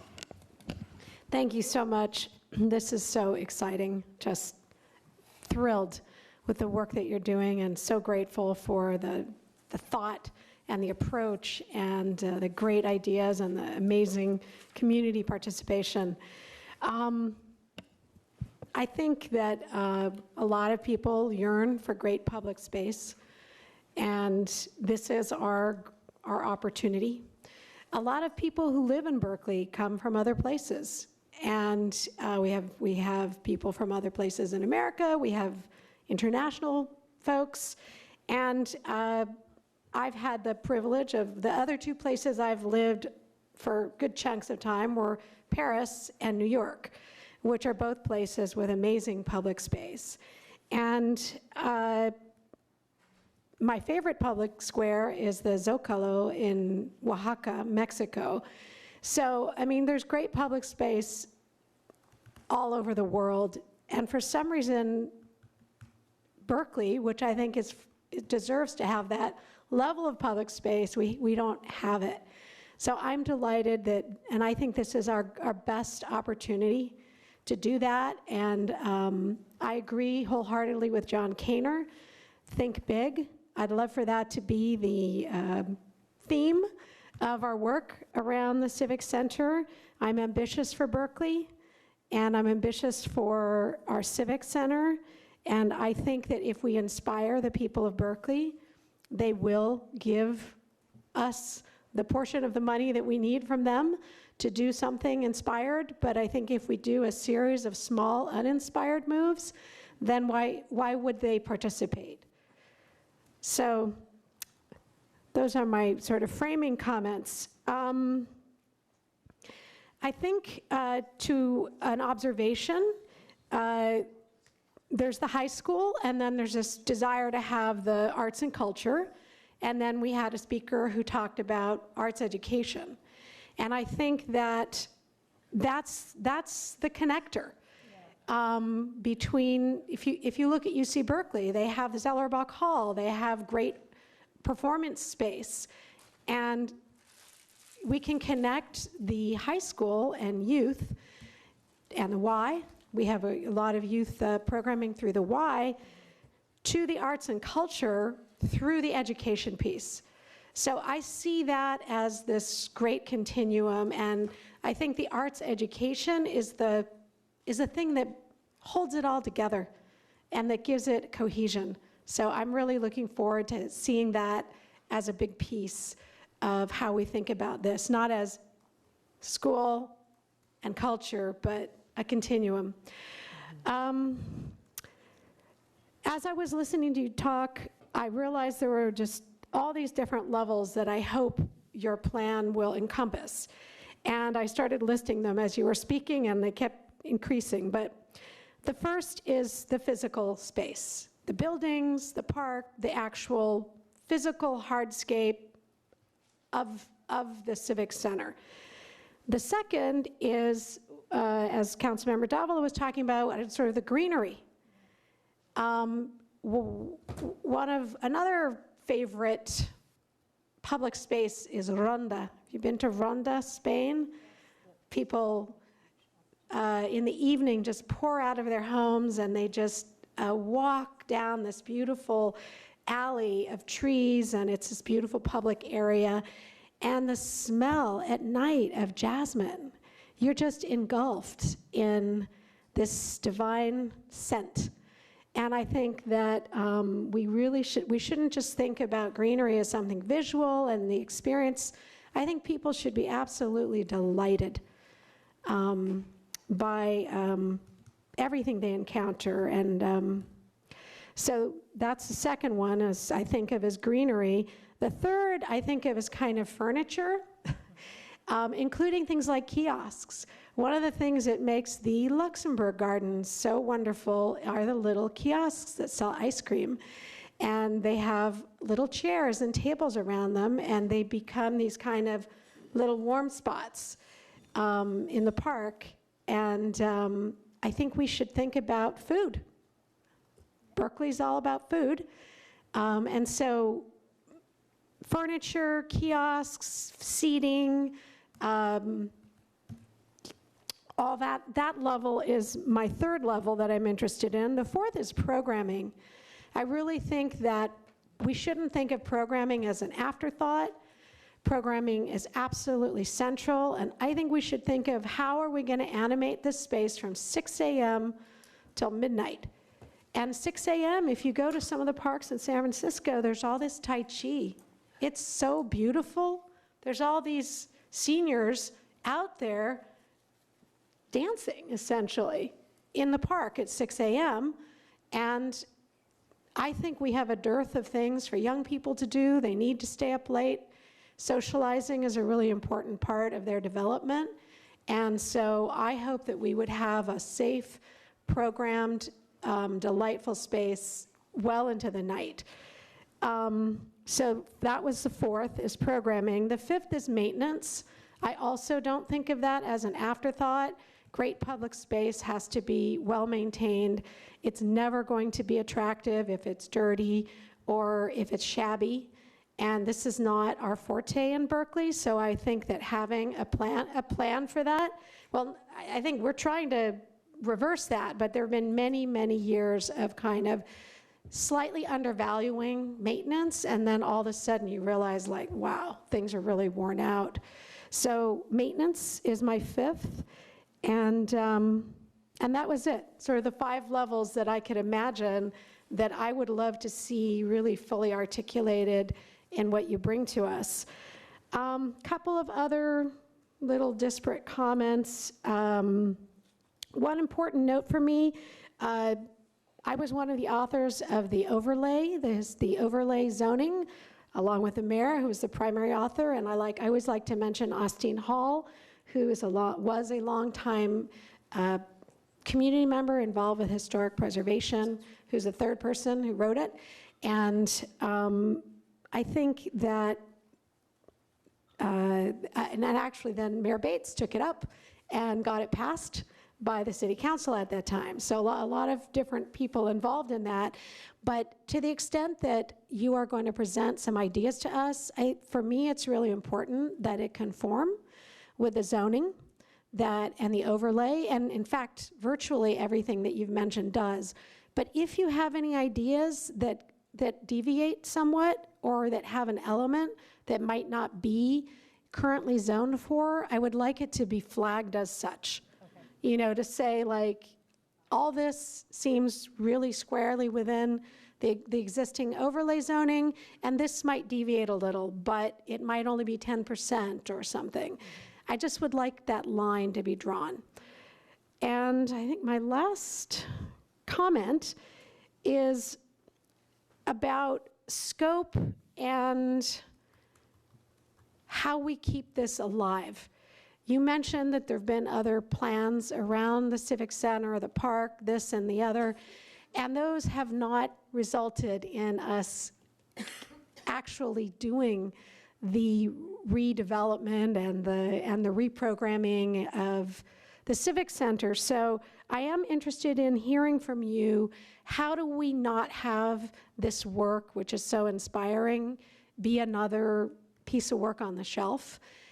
And in particular, I haven't seen the exact scope of work that you're working under, but you mentioned making these connections to BART and connections to the Arts Center, and I'm wondering if your scope of work doesn't include that. I would be interested in seeing if we could do a small addition to your scope of work, so that you could show that. I mean, kind of like Councilmember Davila said, you know, maybe the park-like elements extend all the way up to the BART station, and there's this wonderful invitation to literally go down the garden path and see what's at the end of it. I would be interested in knowing, I don't know through what format, but if there are small expansions to the scope of work that you've been asked to do, and it sounds like you've already been thinking about those things that would allow you to present that to us, I would personally be interested in adding a little bit to your contract so that we can have that more complete vision. So that's the only part that's sort of a question to you, is how do we make sure that we go from what you're going to present to us to what makes this actually happen? What does that look like? Yep. And that's actually a question. And then that's the end of my comments with a lot of gratitude to you. Thank you. Thank you for the comments. With regard to the question, so this is a vision and implementation plan, and I think that Eleanor and the group that crafted the request for proposal from the very beginning really put a strong effort on this idea of an implementation plan. So we have to be pragmatic. We have to think big. We very much agree with that. But at the same time, we also have to be pragmatic pragmatic and thinking from now how we can make this something that can really be realized. In order to do that, that's why one component of this project is the study on the funding sources. Every design idea or every design intervention that we will propose will be backed by also some considerations on strategies to actually fund them.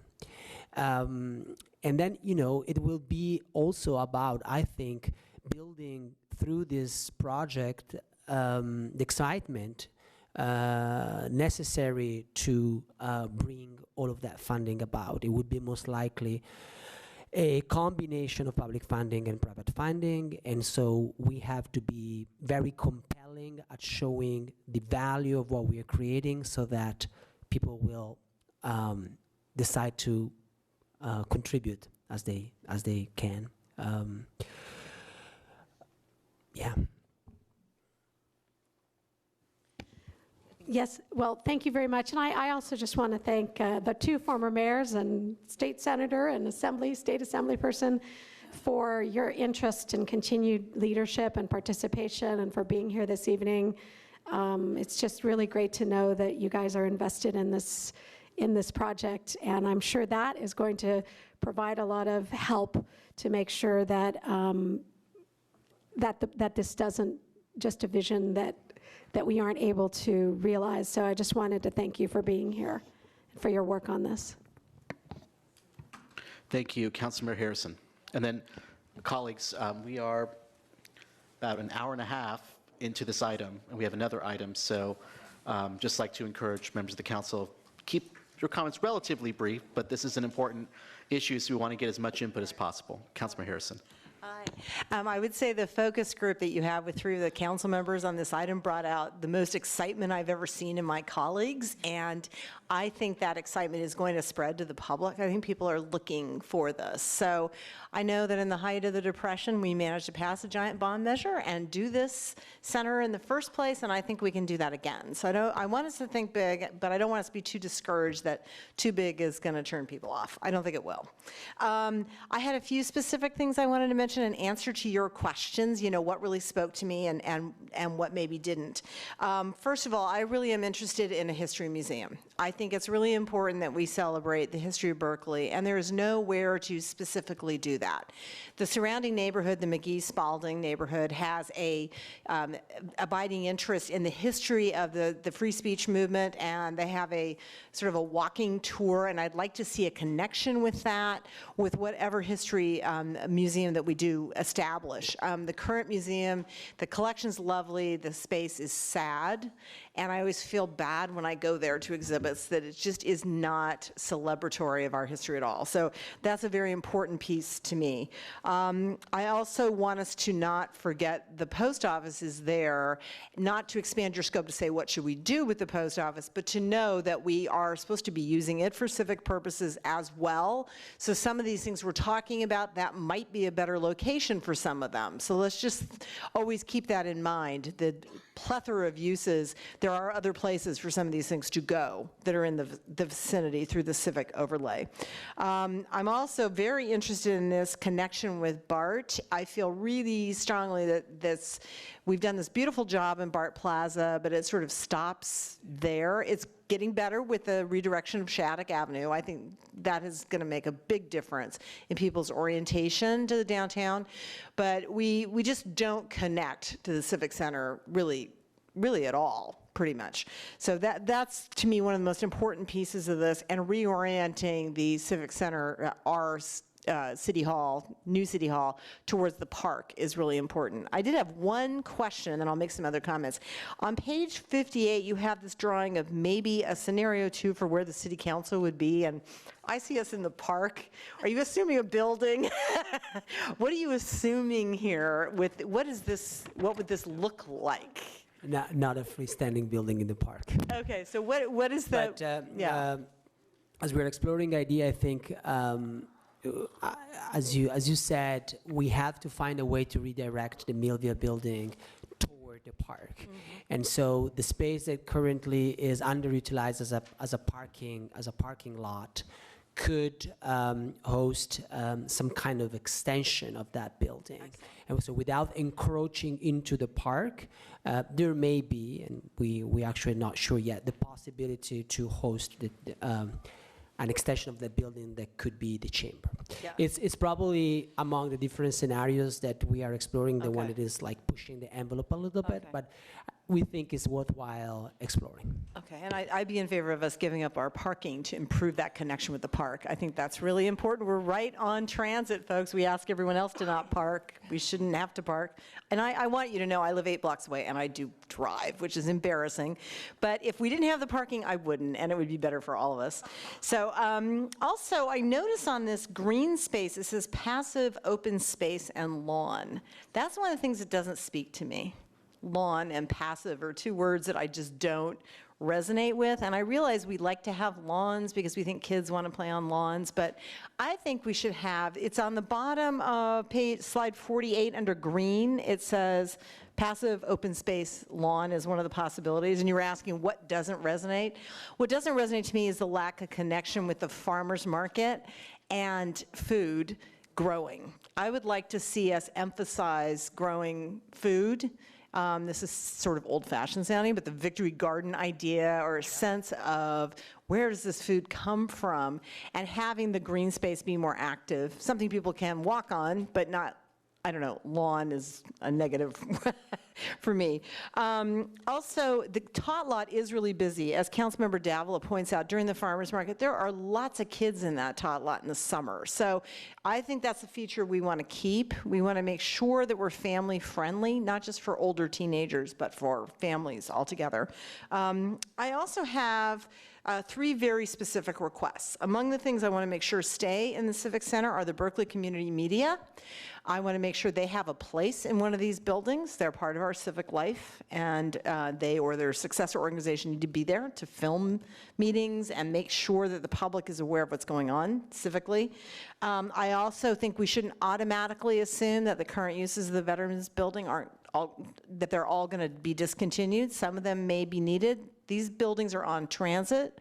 For poor people, being on transit and being near the center is important.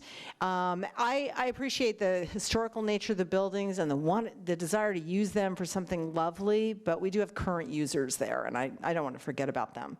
And then I have 2 really tiny requests, which I'm just going to make now because it's my only chance. One is the memorial to those who were killed in the balcony collapse in the park faces the porta potty right now. You have to stand with your back to the porta potty to read that memorial. I was here when the Irish ambassador came, and I was embarrassed, frankly, and felt really aggrieved that we did that. If we're going to have memorials, they should be accessible to the public. And it just felt disrespectful and wrong. And I think that memorial goes along with the memorials at the Veterans Building, and so we should be highlighting that more. If we're going to have it, let's make it something that people can actually look at. And then my last request, which is really for staff, because this is my district, is I would like the flags to fly on holidays, particularly the 4th of July. Right now, we don't fly the flag on the 4th of July in Civic Center Park because it would cost us overtime. And what kind of statement does that make about our civic life? This is our Civic Center Park. These are people that died for our freedoms. And I think on Veterans Day and the 4th of July, we should be celebrating our civic history and not saying, well, that's expensive. So I'm hoping that we can bring this history in both in an active civic way, but also, again, as I said earlier, I'm really interested in a sort of free speech museum and a connection with the McGee-Spalding neighborhood, which is also part of my district. I like the vision statement. I'll just say that. So thank you very much for all of your work. I'm really excited, and I think this is going to be a very animating and great experience. So thank you very much. Thank you, Councilor Droste. Yes, I want to thank you so much for your presentation. It was really tremendous, and thank you, Eleanor, for your leadership. And I'm so happy to see this reflected many of the comments that I had, and I'm sure that many of my colleagues had. I'll try to be really quick. I also agree. I know John Kaner mentioned something about concerts, and I think that sounds really exciting. I know that's something that we've been discussing for several years, and I think that would be amazing to have in Civic Center Park. I also really enjoy spending time at the Oakland Museum, so I agree with Councilmember Hahn. The idea of having food trucks and dancing and family-friendly activities is really fun. Whenever I go to the Oakland Museum, I always enjoy that because it's held, I think, on a Friday night or something like that, yeah. And then the other piece, I would also just like to reiterate what the mayor, I think, alluded to, and Councilmember Harrison, is when you all talk about connections, I think about, Jeff Speck's book about how to cure our downtowns and make them wonderful places. And I think about Alston, and I think about Center Street, and how they're just sort of warehouses for cars right now, in addition to the parking lot behind our building. So if we're talking about, and we look at these beautiful pictures, I think all 4 of the cities that you featured in the presentation are all car-free spaces. And so if we're talking about connections and placemaking, I think we really need to consider that. I mean, frankly, I don't even know how many times I've driven on that strip of Center Street between City Hall and Martin Luther King, unless I'm exiting the parking lot. It's just not, it's not a lively place. And then I think about the high school students and how they go directly out of the high school into the park, regardless of whether there's cars there or not.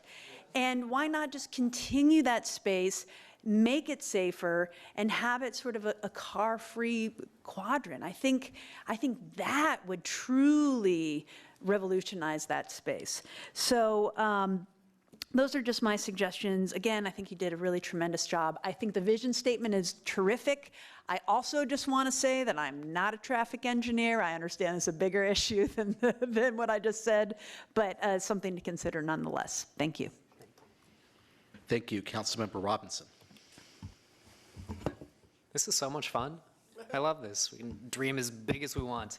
I thank you all for all the meetings you had with each of us, each of our staffs. My views on this haven't evolved that much over the last 2 months since then, but I have some thoughts. I'm reminded through this of probably some of my earliest memories, thoughts, and reflections on Civic Center, coming to city council meetings early in my time here and thinking that it was really strange that the center of the student government seemed more glamorous than the center of city government, which is a shame, and it really shouldn't be. We could do so much with this space, and you're clearly thinking of all of that. But I was reminded of that, again, just a couple weeks ago over the winter holiday. I found myself on accident in South Bend, Indiana, driving up to Chicago, and my dad wanted to stop by to see the Studebaker Museum, which is in conjunction with the History Museum in South Bend, Indiana, which we're all a little bit more familiar with because of Jesse's equivalent, Pete. It was staggering to me how good this relatively random city in Indiana was at telling their history. And I know we are all good at telling our history as individuals, as people, as advocates, as spokespeople, but our Civic Center isn't. And we have so much to share that anyone stumbling into our city should be able to find easily. And I think one of the most exciting and fun parts of this presentation was all the random little snippets, pictures of other civic centers all over the world that you drew out. And Lori, I made the same observations. This collage, especially the big 4 on the back, what each of these plazas has in common is a real contiguous civic center from wall to wall, which I frankly just don't see as possible when we have thorough traffic running right through it. I know all my colleagues know that I have a slightly ridiculous obsession with eliminating streets, which I can only say because I don't drive. But in a place like this, whether it's a slow street or a shared street or a plaza, or finding some way to remove or reshuffle some of the parking, it's got to be essential. If you're standing in the middle of the park, the Veterans Building is a world away from you because between you and that there is a wall of cars in your way. It doesn't invite seeing the space as a contiguous element. There are a bunch of other things that came up in little pieces that I loved. Fun benches, tree lights that could really activate the space at night. Things like kind of having a satellite edible schoolyard or a pollinator garden would be so innovative, so creative, and very us. And something that I keep thinking, we have a huge opportunity to rebuild this space in the Civic Center, the likes of so many other cities, but also an opportunity to make it distinctly us and very Berkeley. And a small little piece of that comes to mind to me, it's tricky. There are elements of the park today that discourage some people from using it, but we really do want it to be a park for everyone. And I really don't want to see an ounce of what we call hostile architecture in this entire park as we would revision it. And in the same vein, I think probably the last time all of us at one moment were at the park together was for the protest, the Close the Camps rally that Rashi helped organize. And keeping events like that in mind as we pull this together, there's so much potential for that space that I don't think is really tapped by the structure of the park as it exists today. Trying to navigate the AV equipment and we make do with what we have, but I really don't think the built environment of the park welcomes the sort of gatherings that we have anyway. So trying to frame that around that, and something that almost more naturally becomes an amphitheater of sorts could be really, really elegant. Someone mentioned food trucks. I like food trucks. That's all I got. Thank you. Thank you. Thank you. Councilmember Wengraf. Thank you. Thank you, everybody, for this fabulous presentation. And I agree with Councilmember Robinson. It's a lot of fun to brainstorm about something with so much potential. It's an extraordinary opportunity. What we have to do is activate the buildings and around the park and activate the park. And how we do that, I mean, we can talk about that forever, but basically that's what we have to figure out how to do. I love the idea of the intergenerational aspect of the park, and I want to throw out an idea that I have not yet heard on the dais, which is a playground for older adults. Yeah, me. I know that other cities have done them, and I just like the idea of having a playground for little ones and a playground for older ones. I also think the idea of a multi-purpose outdoor performance space where we could have outdoor concerts, outdoor theater, puppet shows for children, during the farmers market, that kind of thing would be a great asset to that spot, to that space. I have some questions too. I'm very concerned about what we call demolition by neglect. And you talked about water intrusion in both of the buildings, actually, the Veterans Building and Old City Hall. And what are we going to do in the meantime to protect those buildings? Right. We are preparing some treatment recommendations, and as we go through that, we find that a lot of it is going to require further studies to come up with very specific treatment plans. I think the water intrusion and looking more closely at the roofs should be high on that priority list. So that makes me think that it would be helpful to prioritize our recommendations for you. So Yeah. Thank you for saying that. I think in the meantime, because we know this is a long-term project, we have to do everything we can to protect those buildings. Agreed.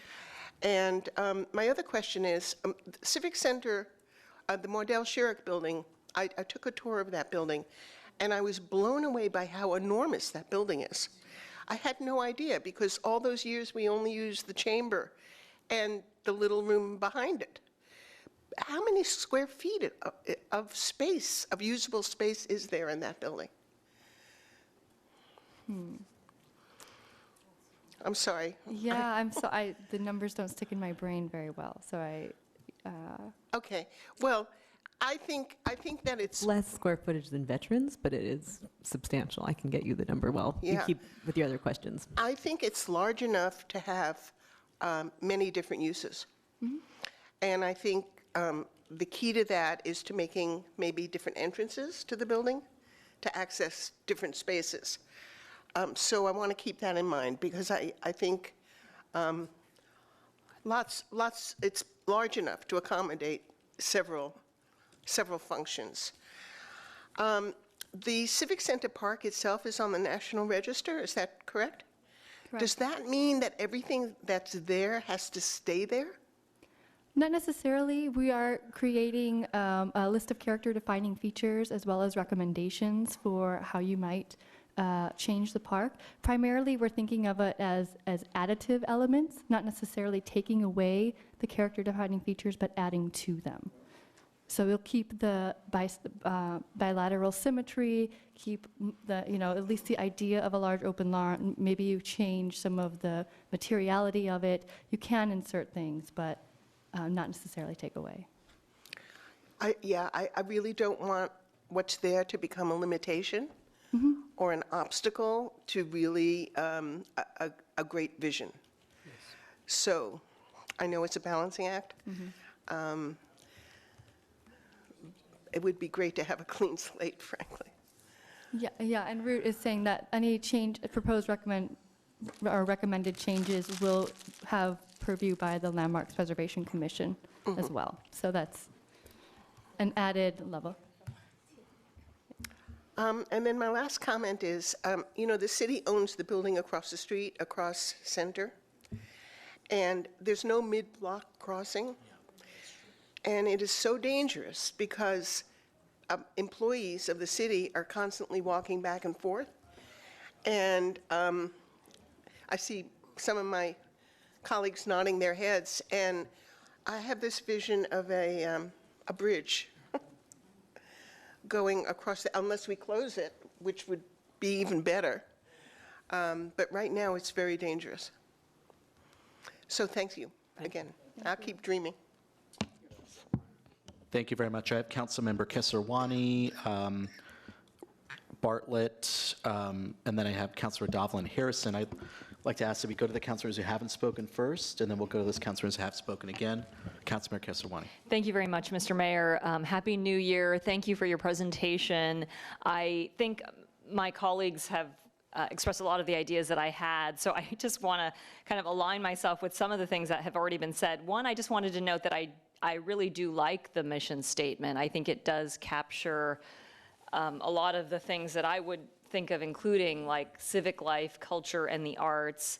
I want to second what Councilmember Wengraf had said about using the park as a space for music, more musical opportunities, more theatrical opportunities, more just sort of to think of it as sort of like an all-purpose performance space. I think that would be a great way to draw people to the Civic Center. And I appreciate Councilmember Robinson bringing up the community rally that we had over the summer, calling attention to children in the migrant detention centers. I couldn't help but think about that event as you were giving your presentation. I was thinking of the summer weather, the marching band that was there, the art exhibit of the open door, the play place for kids that a volunteer just showed up and created at the park for the event for parents who wanted to participate. And I would love to see the Civic Center be a place that is inviting for those types of events, and some, things that don't have to be a huge to-do, and, things that can be more spur of the moment too, I think would be something that I would like to see personally. Just in terms of Old City Hall and the Veterans Building, I know some people are talking about a museum use. I just wanted to note that I didn't have strong opinions about how the buildings should be reconceived. I do have a belief that I would like to see interactive opportunities, and I think of, maybe I'm biased because I have a young child, but some place where I could take my kid and he could be engaged, and also not just places for parents with young kids, but as Councilmember Wengraf noted, places, opportunities for people of various ages to be engaged. I would love to see that as well. I also wanted to just, I said this, I think, when I was interviewed as well, but just the importance, food plays such an important role in our culture, especially here in the Bay Area, and we really don't have a food hall or really restaurants that are, I don't want to offend any restaurants that are near there, but I don't think of that Civic Center area as being, oh, that's the place where I'll go and get a bite to eat necessarily. And I would love for us to think about that, the way that, food kind of facilitates gathering or spending some time in the park. I love that photo of the high school students. They do, they have their lunch break and they do sit on the ledge. And so if we can have different ages of people feeling like they have an opportunity to do that, I think that would be very nice. And I also just wanted to note that I really liked, I think it's pretty clear, I'm a big fan of design charrettes, and I appreciate that you're going to get input from the community, particularly I think you noted students. I think they are already using the park, and I'd love to hear what they have to say about how it can be reimagined. And that's all I have, so thank you so much. Yes, Councilmember Bartlett. Thank you. And thank you for your wonderful presentation. Really well done. You covered all of the imagination points quite well and the inputs. And Eleanor, good to see you up there leading the show. I would confirm and say ditto to everything my colleagues have said. Just one thing comes to mind as I look at the potential programming that would go there, because if we convert one of the buildings, say Old City Hall, into a museum of some kind, a Berkeley-centered museum, there's so many elements to Berkeley, what makes us famous, right? Whether it's the ADA, the social evolution, even back to our founding. The Berkeley's founder had some really deep metaphysical philosophies that could be expounded upon there. And you could argue that all this flows from that as well. He was a Platonic thinker. It was really interesting. Whether it's recycling or civil rights, or even down to like the challenges of our day, when we were there 3 years ago for the Battle of Berkeley, that was unbelievable to see this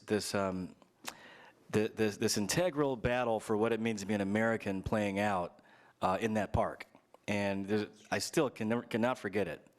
It was existential, because I guess that's what they were supposed to do, because that's what happens here.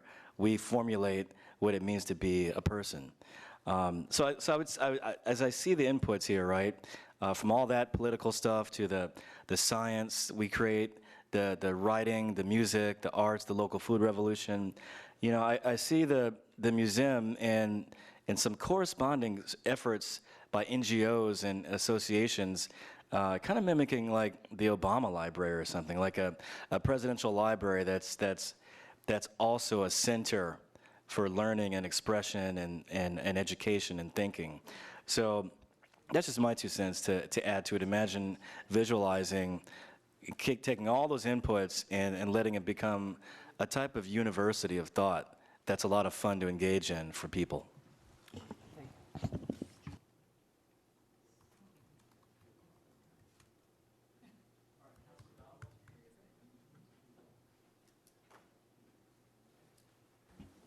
Thank you.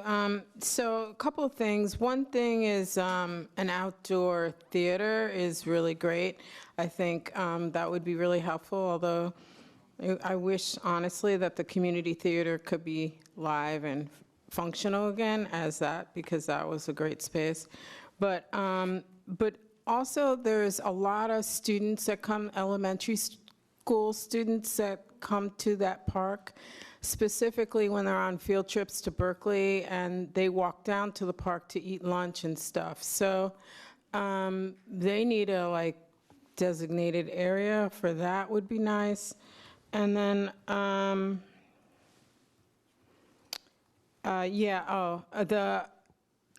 totally down to restore the council chambers in that space, because that's when, I've been on the council for 3 years now, And that room was packed at mostly all the meetings because people like coming into that space for the council meetings. And now that doesn't happen as much every meeting like it was when I first got on the council. So I think reviving that to be our council chambers would be beneficial not only to us, but to the community as well, to have participation. But I just also wanted to just make sure that some type of outdoor classroom theater is considered.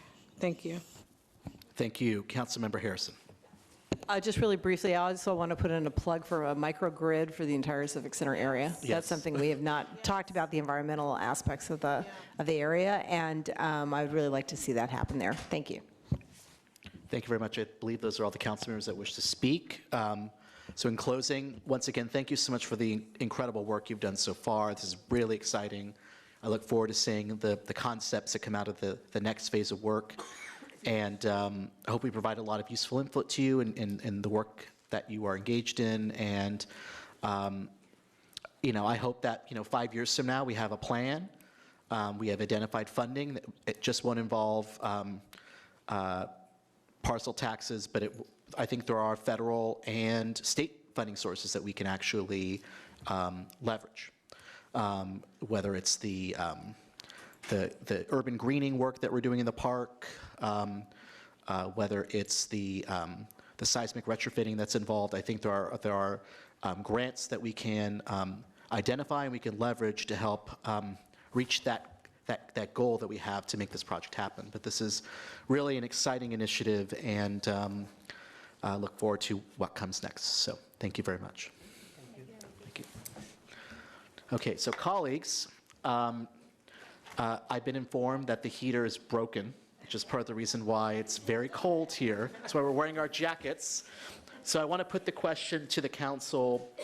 There's been a request by some council members to not take up the next item, but to continue that to a future meeting. Can I just get a sense of the council how we would like to proceed? Councilor Droste? I'm very cold myself, but I also want to recognize that we have a couple of staff members who've been waiting very patiently in the back, and I think they could give a short presentation, so that's where I land. Okay. I'd like us to continue the item. Okay. To continue to another date? Yes.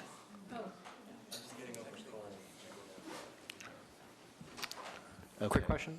How many agendas has this item been on This before? appeared on one agenda, and then we sent it to the agenda committee for it to be calendared, and the agenda committee felt that since we had space on this evening's agenda that we could take it up. I am mindful of the fact that we do have staff who are waiting in the back to present. I'll just say they are going to start doing public outreach next month. Okay. So it's an opportunity just to share some stuff with you all before they get out into the community and start doing it, but however you all want to do it is fine. Vice Mayor Hahn? Well, I guess my thought was maybe a compromise is to continue it to a date certain and have that date be very soon. And maybe that would be a way to not have this be a further significant delay. I'm pretty cold, and 2 people in my household are sick, so feels like it might be coming. Mr. Clerk, can we vote to continue this to January 28th? Right, well, there is that other item related to Go Berkeley on. It's on the agenda, correct? On the agenda. I'm not So sure it's already on the agenda for January 28th, so we can take that up on the 28th potentially. I'm not sure if it's the exact And get a presentation? Yeah. same thing, but So I'm going to recommend that I apologize to staff from transportation for waiting, but it seems like the majority of the council, given the very cold temperature in the chambers, would like to take this up on the 28th. So this is calendared for January 28th. We will have the presentation at that time. And with that, is there a motion to adjourn? Moved by Davila. Second. Seconded by Wengraf. Is there any objection? Hearing no objection, we are adjourned. Thank you.